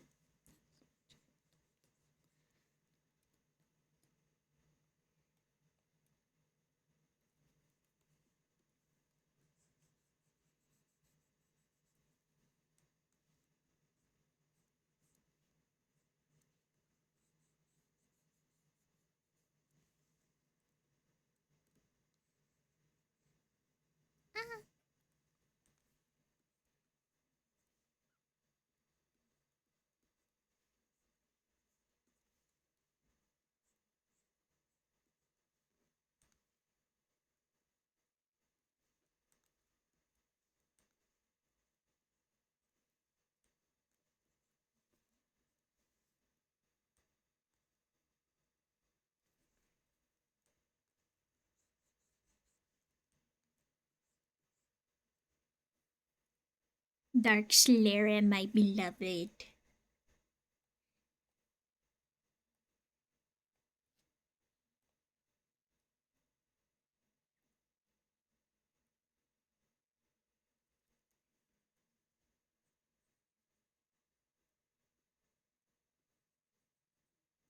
It is a very cool design concept. It did trip me out a lot though when I was shading Yomi's eyes because I forget how to shade them correctly. It just only starts looking right once you're actually like everything is together. Before that it just looks like it's like welcome to my wicked world. Welcome to my twisted world. But once it's all together it just looks so cool.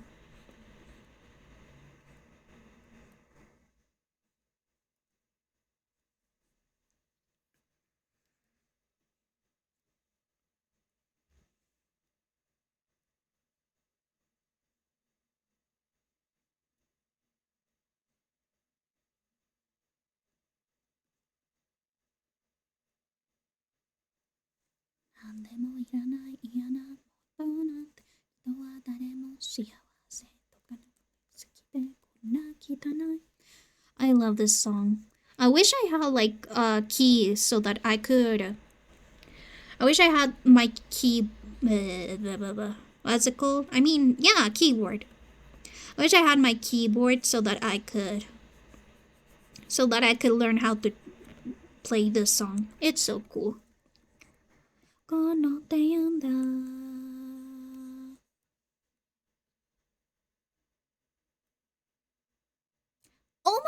god! What? No way. That sounds like a horrible idea. Then again, I have heard people who have had like eye color changing surgery and they also almost go blind. Most of the time they go blind, and that's why it's super illegal. And it looks really, really bad. It looks like you have very bad contacts on.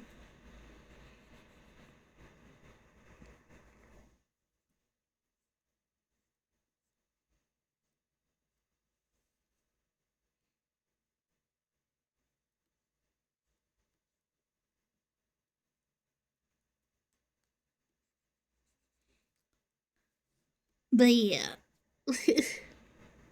I had heard about it. I mean, I think that doing any kind of like cosmetic surgery in the eyes most of the times will leave them fucked up.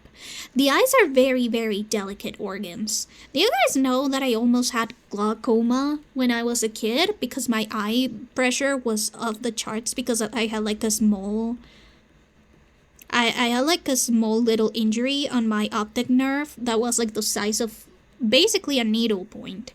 And I had to get eye drops to lower my eye pressure for, I believe, almost a decade. Yeah, it was since I was 6 or 4 years old, maybe even more. And I stopped until I was like 15. I had to put on eye drops so that it would maintain my like eye pressure and I wouldn't develop glaucoma, which is basically the illness or the condition that starts making you blind because your peripheral vision slowly starts becoming smaller and smaller. And I was so scared that I would actually get glaucoma. I was religious about those eye drops.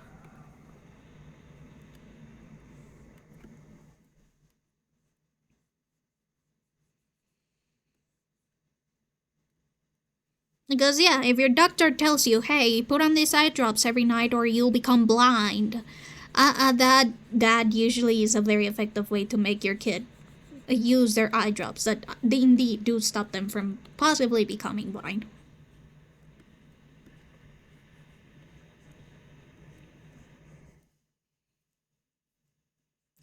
So yeah, in an alternate universe, Blanket Ghost doesn't exist because I can't see fuck all. Or maybe I do exist, but I work in like a very specific niche. I do very specific niche content.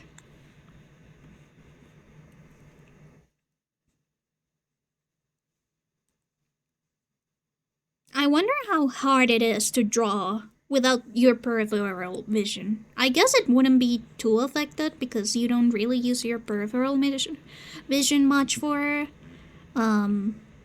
drawing, but I'm sure that a ton of other aspects of my life would have changed. I wouldn't be able to drive, for example, because you need like actual good peripheral vision to drive.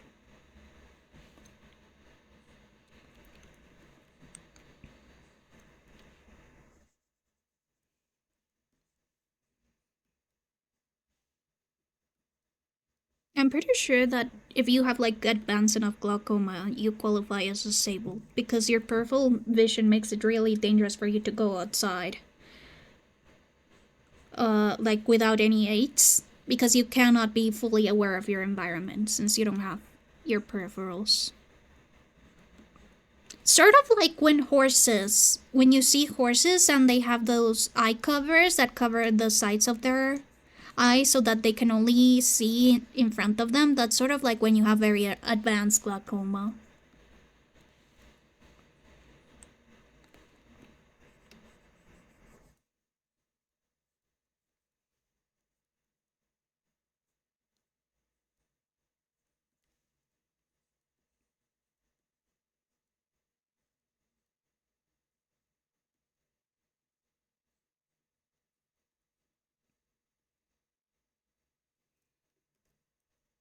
Binders, thank you, Destiny. Also, hello, welcome. Yeah, those blinders. That's basically when you have very advanced glaucoma. That's how it is. And I still have to do, even though my eye pressure is okay, I still have to do those eye peripheral, like, field of view tests every 6 months to make sure that nothing is wrong. And I am not losing my peripheral vision. And I remember those peripheral vision tests. I haven't taken one in a while. I probably should, but those peripheral vision tests are so annoying. They are actually one of the most annoying experiences of my life because they're like, stop moving your eyes, Ghost. And I'm like, but if I see something in my peripherals, my eyes are gonna be attracted to that. That's just my brain logic. My brain wants to see what is happening. Wait, what happened here? Something happened here.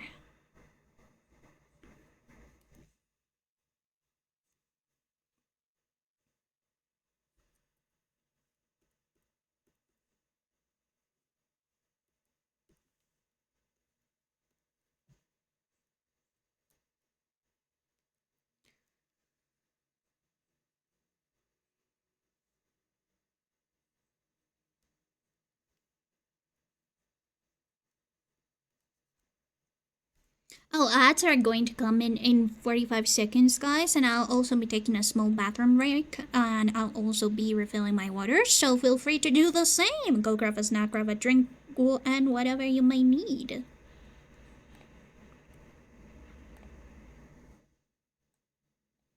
I think I'm still gonna try to include a little bit of tail. Just, it feels weird if I don't.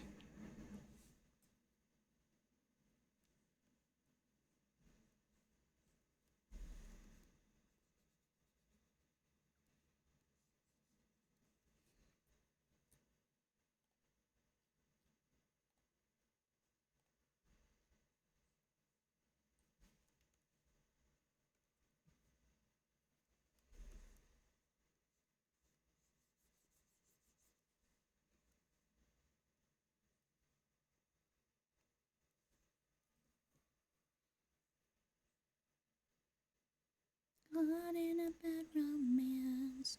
Ooh, caught in a bad romance. Ra ra Roma Roma ma ga ga ooh la la. Roma Roma ma ga ga ooh la la. Want your bad romance. I want your ugly. I want your disease. I want your everything as long as it's free. I want your love. Love, love, love. I want your love.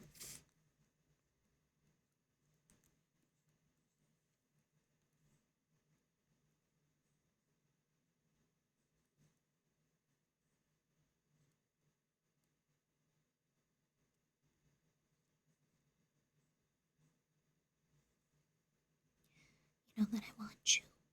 And you know that I need you. I want your bad romance. I want your love and I want to be friends. You and me could have a bad romance. Oh, you and me could write a bad romance. Okay. Time for me to go to the bathroom. What?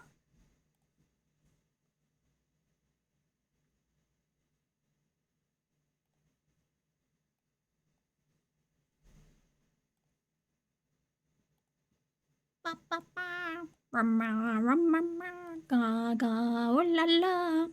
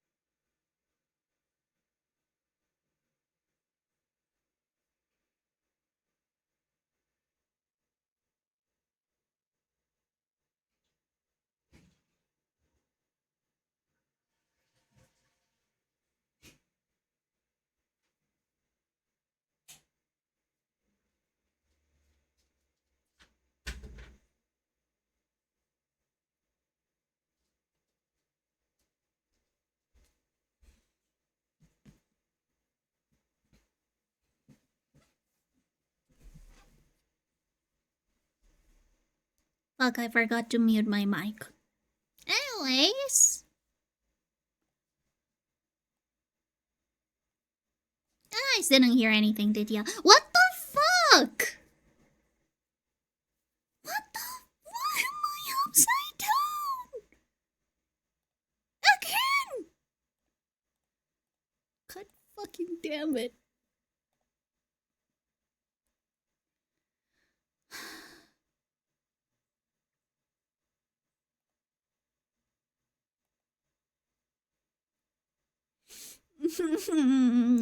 Why does stupid OBS hate me?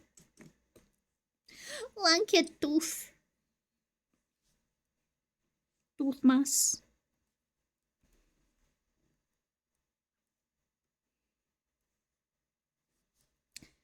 Maria, Maria.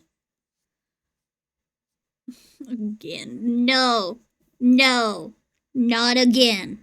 That's enough blanket upside down. For forever.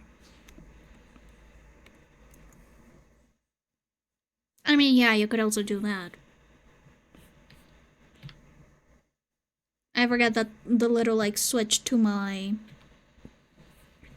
birthday hat isn't working. So. Fine. Fine! I guess you can have this. I'm not gonna look at the screen. I'm gonna get nauseous.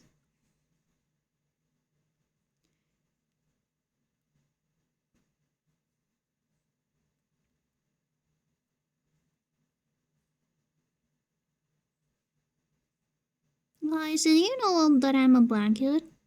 Or perchance a ghost? I haven't decided yet. Or I may be both. You know, I like to be greedy like that.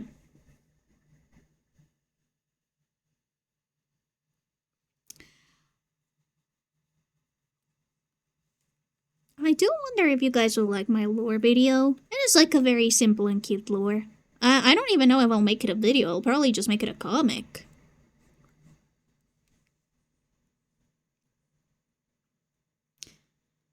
Because, you know, videos imply hiring a video editor.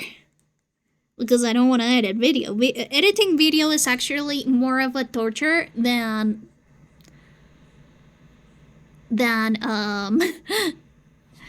rigging.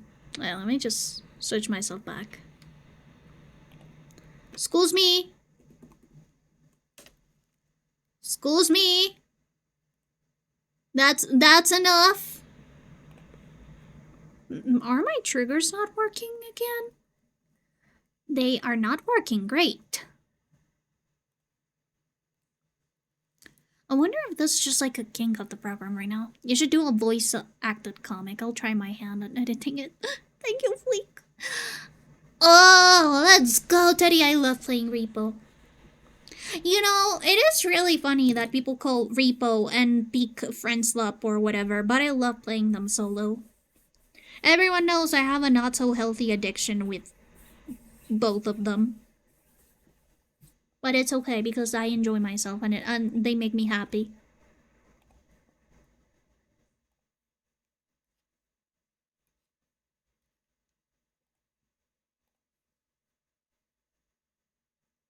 So that is good. Yes.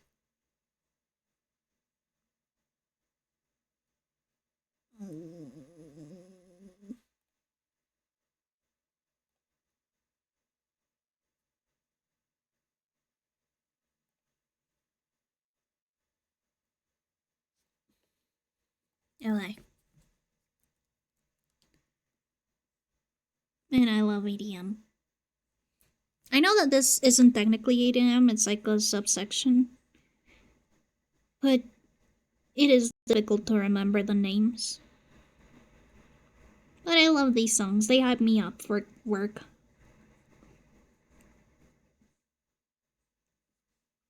I love Camellia. They're such a good EDM artist and they work a lot with Nanahira.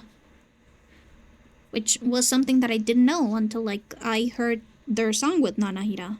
I think that it was Energy Girl Faint On. Energy Drink Girl Faint On. Ran counted to my hands onto the screen. Ugh. Spayman, you can help me find my lore out because oh fleek.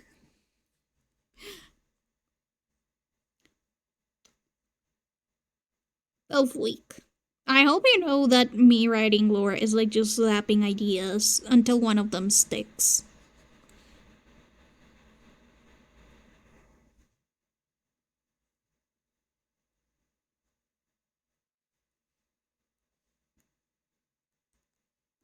There's no rhyme or reason. Honestly, my lore video is pretty just like silly.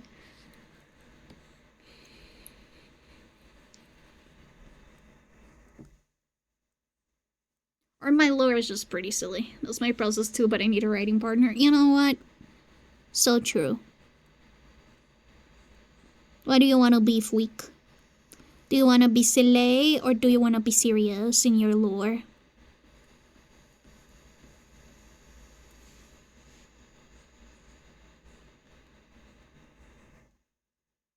You know, I often find it like a really good way of like sort of like starting to write stuff is that you first start with headcanons to like little bullet points so that you can organize your ideas and then you can like slap them onto a semi-normal narrative writing style.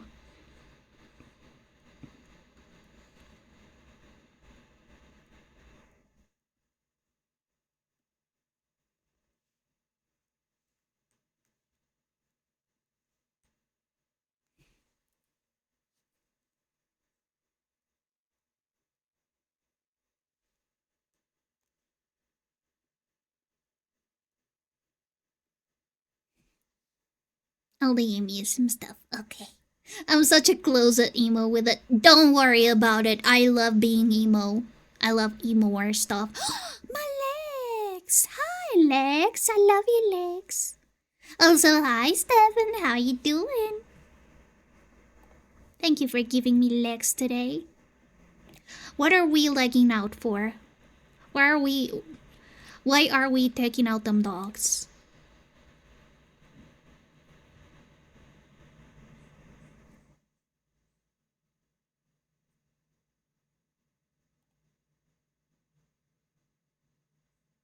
Look, Stefan is curious too. Stefan also wants to hear you out. Oh, fun fact, this band called Kudai, they actually are like the emo band from my generation. The Spanish emo band from my generation. They were so emo. Actually, let me see if I can find a picture of them.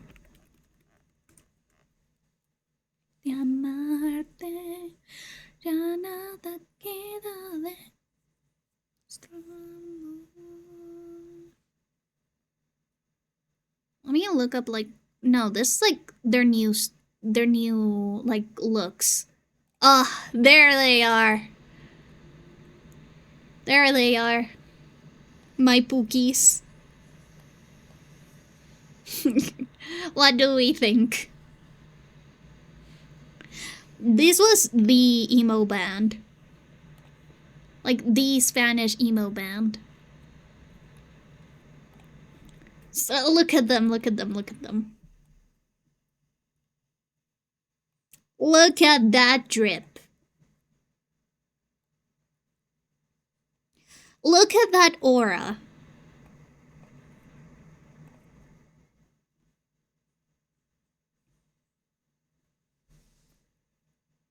This was how I wanted to look like back when I was a baby.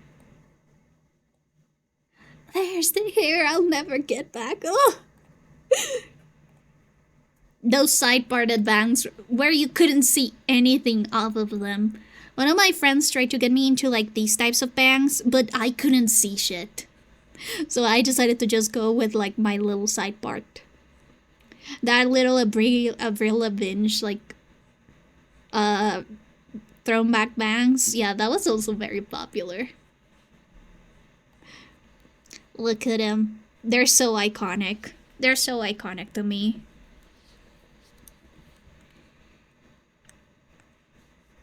But yeah, this was like the breakup song way back when.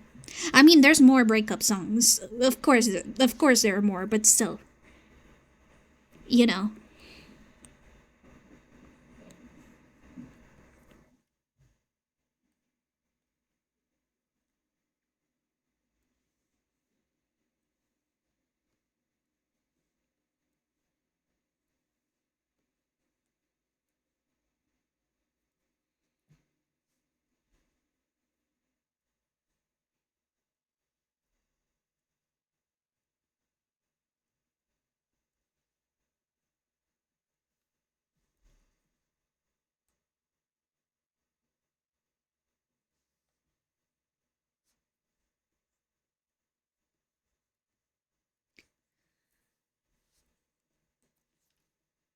And yeah, just imagine that emo punk rock ballad blaring out of like your little like record player in 2010 slash 2008. I think that they were more popular like in 2010, 2012.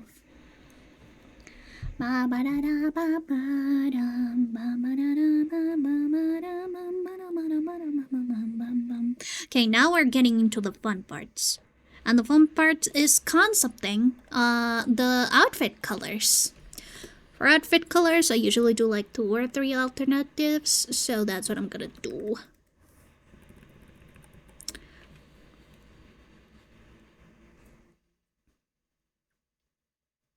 Let me see. I'm also looking at the references from Hero of Forge, because those are usually like the most accurate that I can get most of the times. Ooh, I'm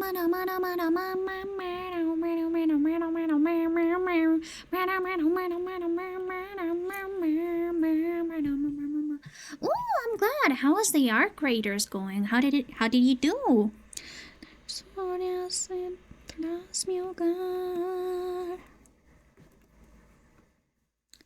How was the arc?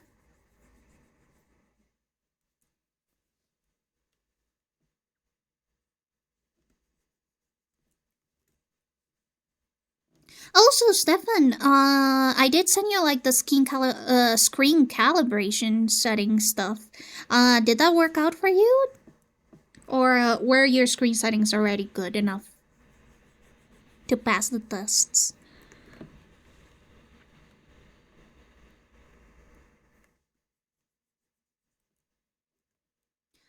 Mi vida es una canción.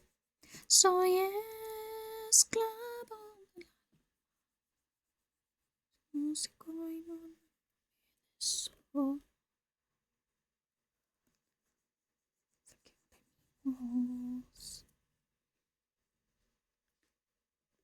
Oh no! Totally won't forget. I don't know, that sounds a little bit dubious. Do we think Stefan will forget, guys? From 1 out of 10, do we think Stefan will forget to calibrate his screen?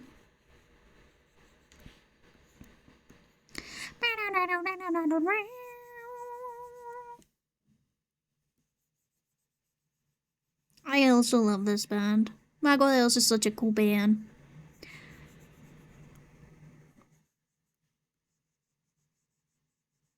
I haven't listened to their newest releases yet. I'll have to check them out again, especially if I want to go to their concert next year.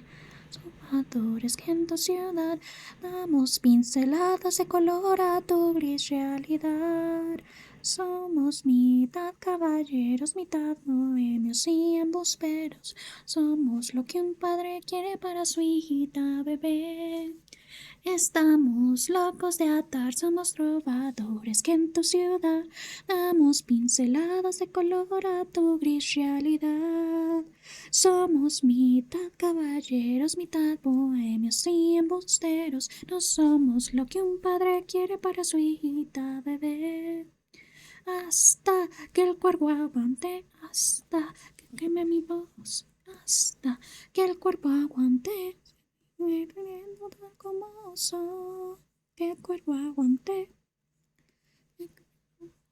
Hasta que alguien se mire viviendo tal como soy.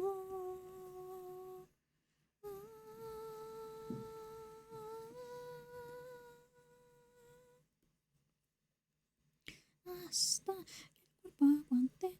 Hasta.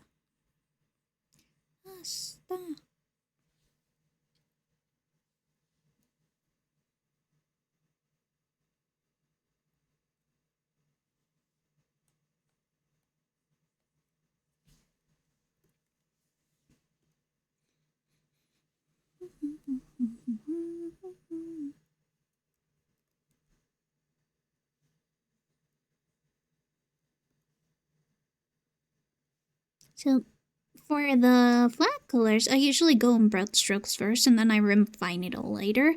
That way, if the commissioner wants to do like color changers, I can just like color out the blobs and then I can refine the blobs instead of just doing like very polished flats first and then they're like, oh no, we want to change that, so I have to go all over again and repolish everything.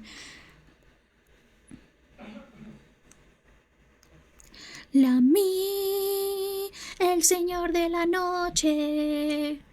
It was pretty funny games of Arc Raiders. I don't know much about Arc Raiders, but it does seem like a cool game.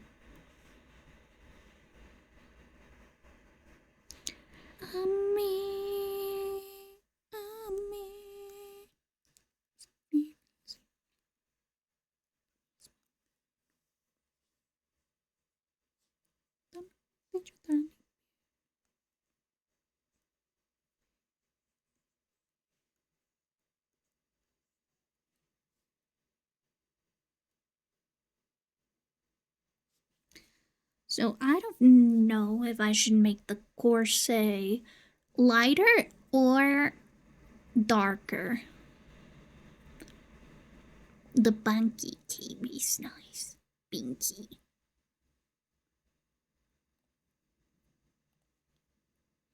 I think I'll try making it darker for this first. Like the sign pass.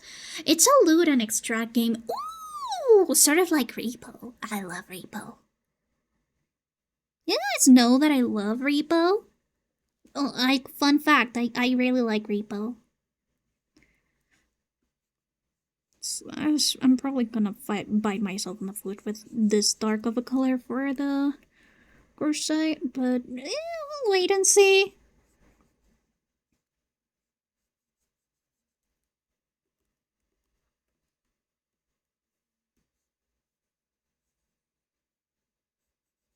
We'll see. I'll try to keep the gold and the metal colors the same, or at least in the same color family, so that way it doesn't clash too much.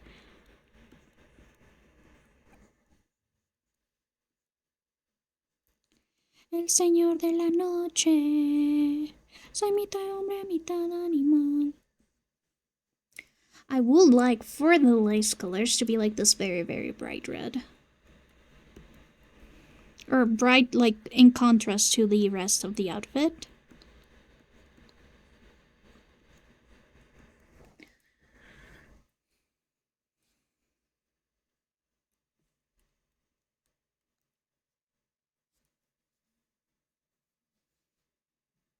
No, I don't think it's come up before, so true. I need to add the Ghost Mug emote to the Twitch emotes now that I have the slots.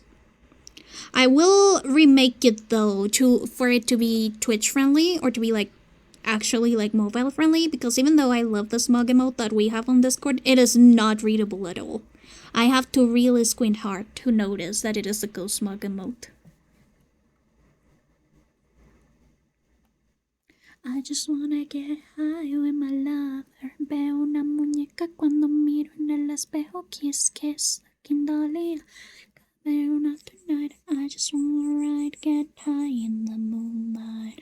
I just wanna get high with my lover. Veo una muñeca cuando miro en el espejo. Kiss, kiss, Kindali. I think I may go out tonight. I just wanna ride, get high in the moonlight. Love.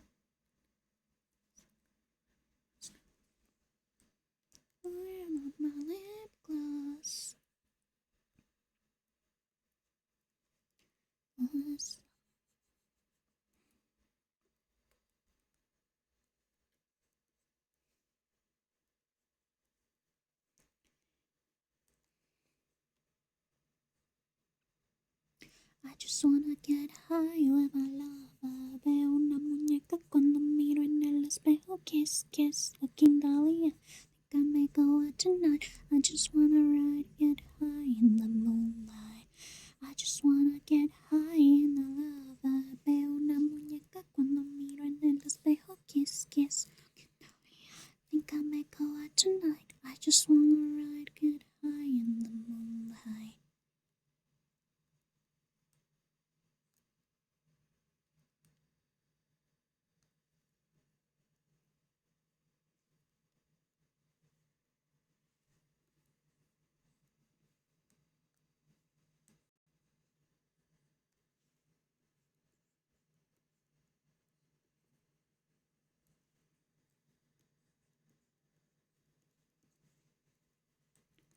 I just wanna get high with my lava. Veo una muñeca cuando miro en el espejo. Kiss, kiss, looking dolly. I think I may go out tonight. I just wanna get high in the moonlight.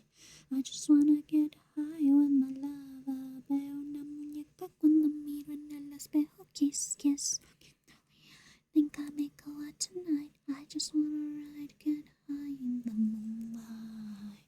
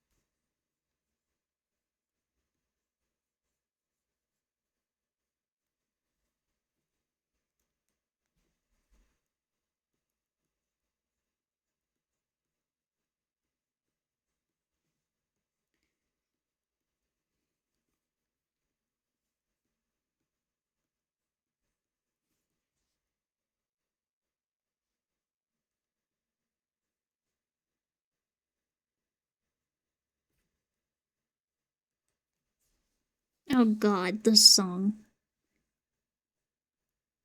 I love this song so much.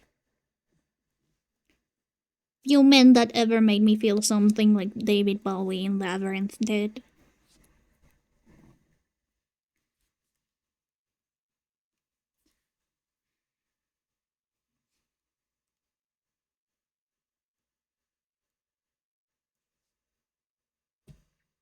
Okay, so first, color palette. Very dark, very emo.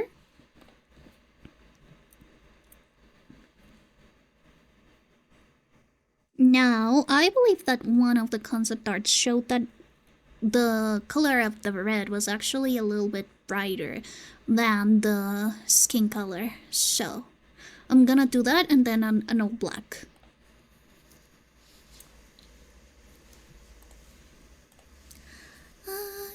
I can't live within you.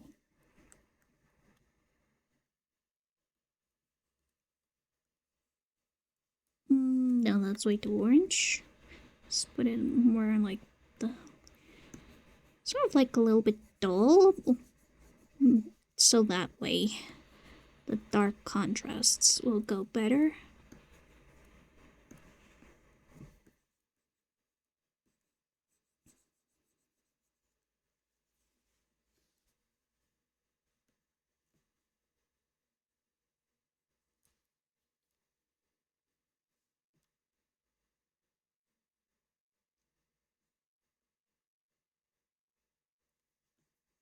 You know, I'm really feeling the dark colors for the corset. So I'm gonna keep that, but I'm gonna make this actually black. This corset actually black.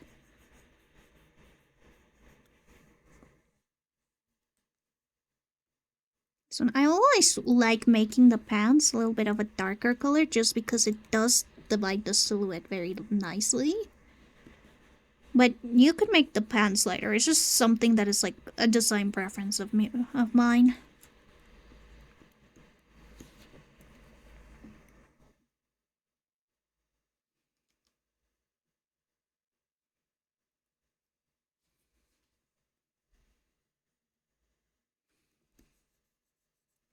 No, that's already veering too much into the pink territory. Maybe this one.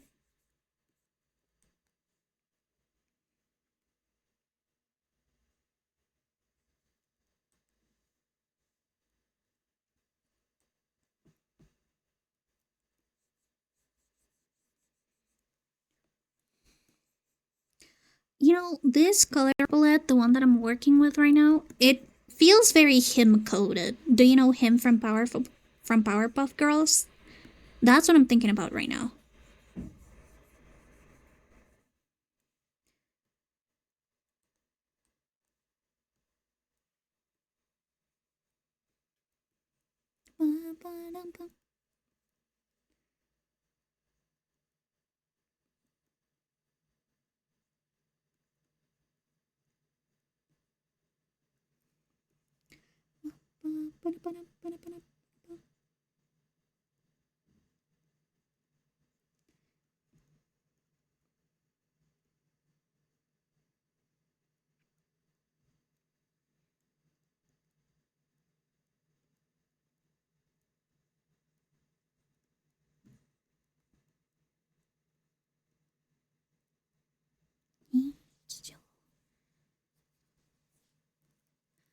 An icon.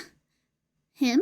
I know him. With the crab hands? Yeah! Him was my favorite enemy of the Powerpuff Girls. I wish him had been used more on the series. Not him. You know what I mean.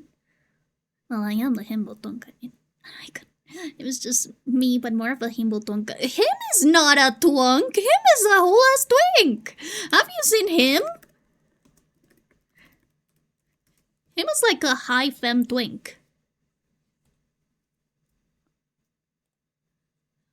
You can't call this guy a twunk. Anyways, iconic. Iconic. This guy, he changed something in me.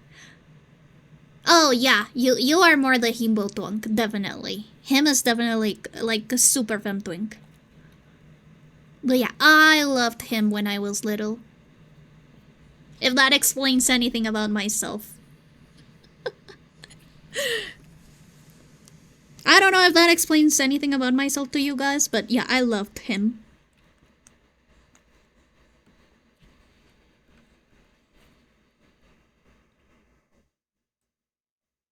Also, I think him being a little bit infatuated with Dr. Utonium was a missed opportunity.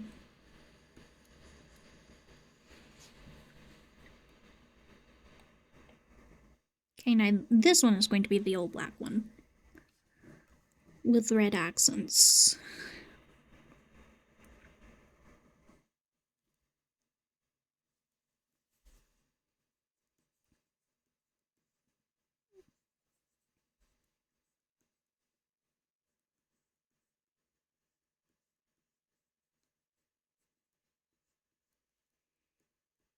I think that after I'm done with these, I am going to end stream though, because since I am a little bit sick, I do feel like I should probably end a little bit earlier and get myself into bed earlier than usual.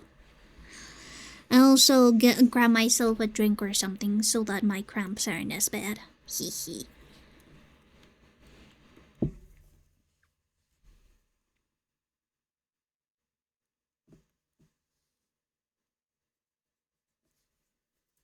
You know, I'm totally shooting myself in the foot making the color so dark. It should be a little bit lighter.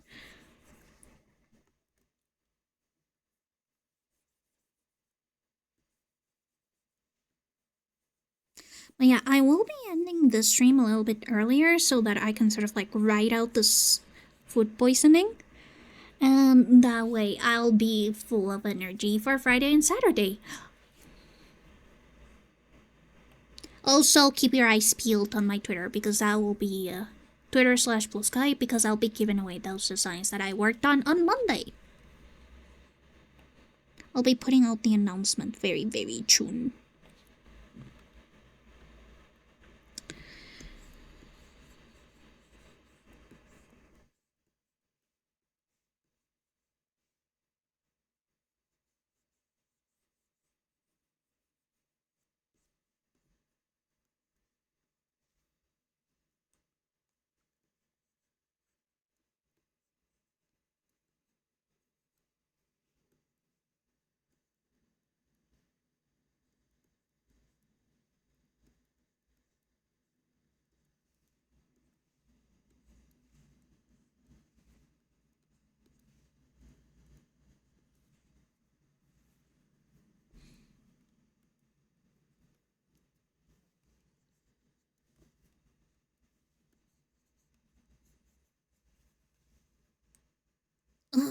This song. I love Over the Garden Wall. Honestly, the soundtrack of Over the Garden Wall is so underrated.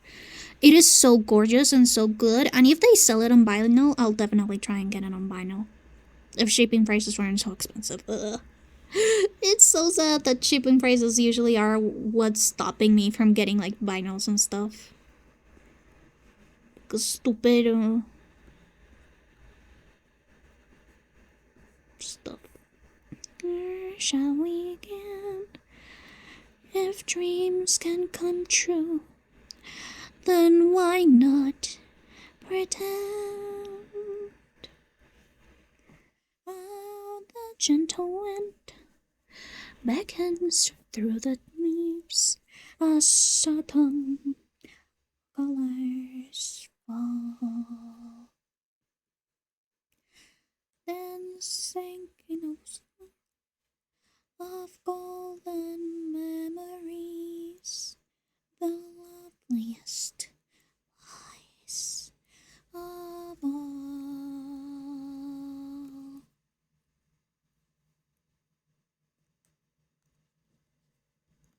I so wish that this soundtrack was more available, like more widely available. I do like collecting CDs though. I would love to get CDs for this one as yet. Ba-dum, ba-ba-da-da-da-da-dum, ba-dum, ba-dum, ba-ba-da-da-da-da-dum, ba-dum, ba-dum, ba-ba-da-da-da-da-dum, ba-dum, ba-dum, ba-ba-da-da-da-da-dum. Okay. Will you look at that? Yippee! This is like 3 color variants of the same outfit. I can send out, but look, we did so well. We finished this artwork and we made progress in more artwork. Look. Isn't this so cute? Wow. Wow. I'm so happy. But yeah, I will be ending stream right now. Let's see who can raid out though. Teddy did redeem the suggest raid redeem, but I don't know if Crony is live. If Crony is live, he must be ending real soon. Aw, dang it. Well, Crony is no longer live, so we will have to choose somebody else. Yes. See, I did say that I would raid Iron Mouse for 10 subs, and I guess she's live now. Let's see if I can raid her. No, we cannot raid Iron Mouse. Let's see. Then what are our other options? I'm not raiding up to Kenji. Let's see. We've got Taiga playing Elder Scrolls. We've got Benji playing Minecraft. We've got Necromantic Chef playing Life is Strange. We've got Packet just chatting. He's just, I don't know, just chatting. I think that's a selfie of his. We've got Scoopy playing Repo. We've got Coco playing VR chat. We've got Eerie playing World of Warcraft. And we've got Sane just chatting. Yeah. Scuppy's repoing. Okay, we're reading out the Scuppy so we can repo. Repo!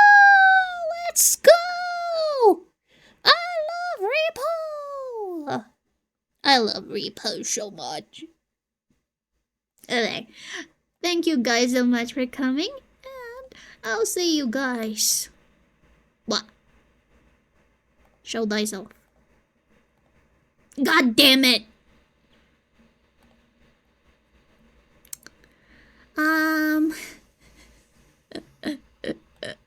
Here we go. Here's our raid message and our raid message for subs. Thank you so much, Dummy, for doing that. And yeah, I hope that you guys enjoyed the stream, and I'll see you guys Friday for, I believe, Minecraft. Yes, Minecraft. And Saturday we'll be playing Dave, the diver. We'll be diving so hard. You have no idea. But yeah. Hope you guys have a nice evening, night, morning, afternoon, wherever you are. And I'll see you guys later. Bye-bye.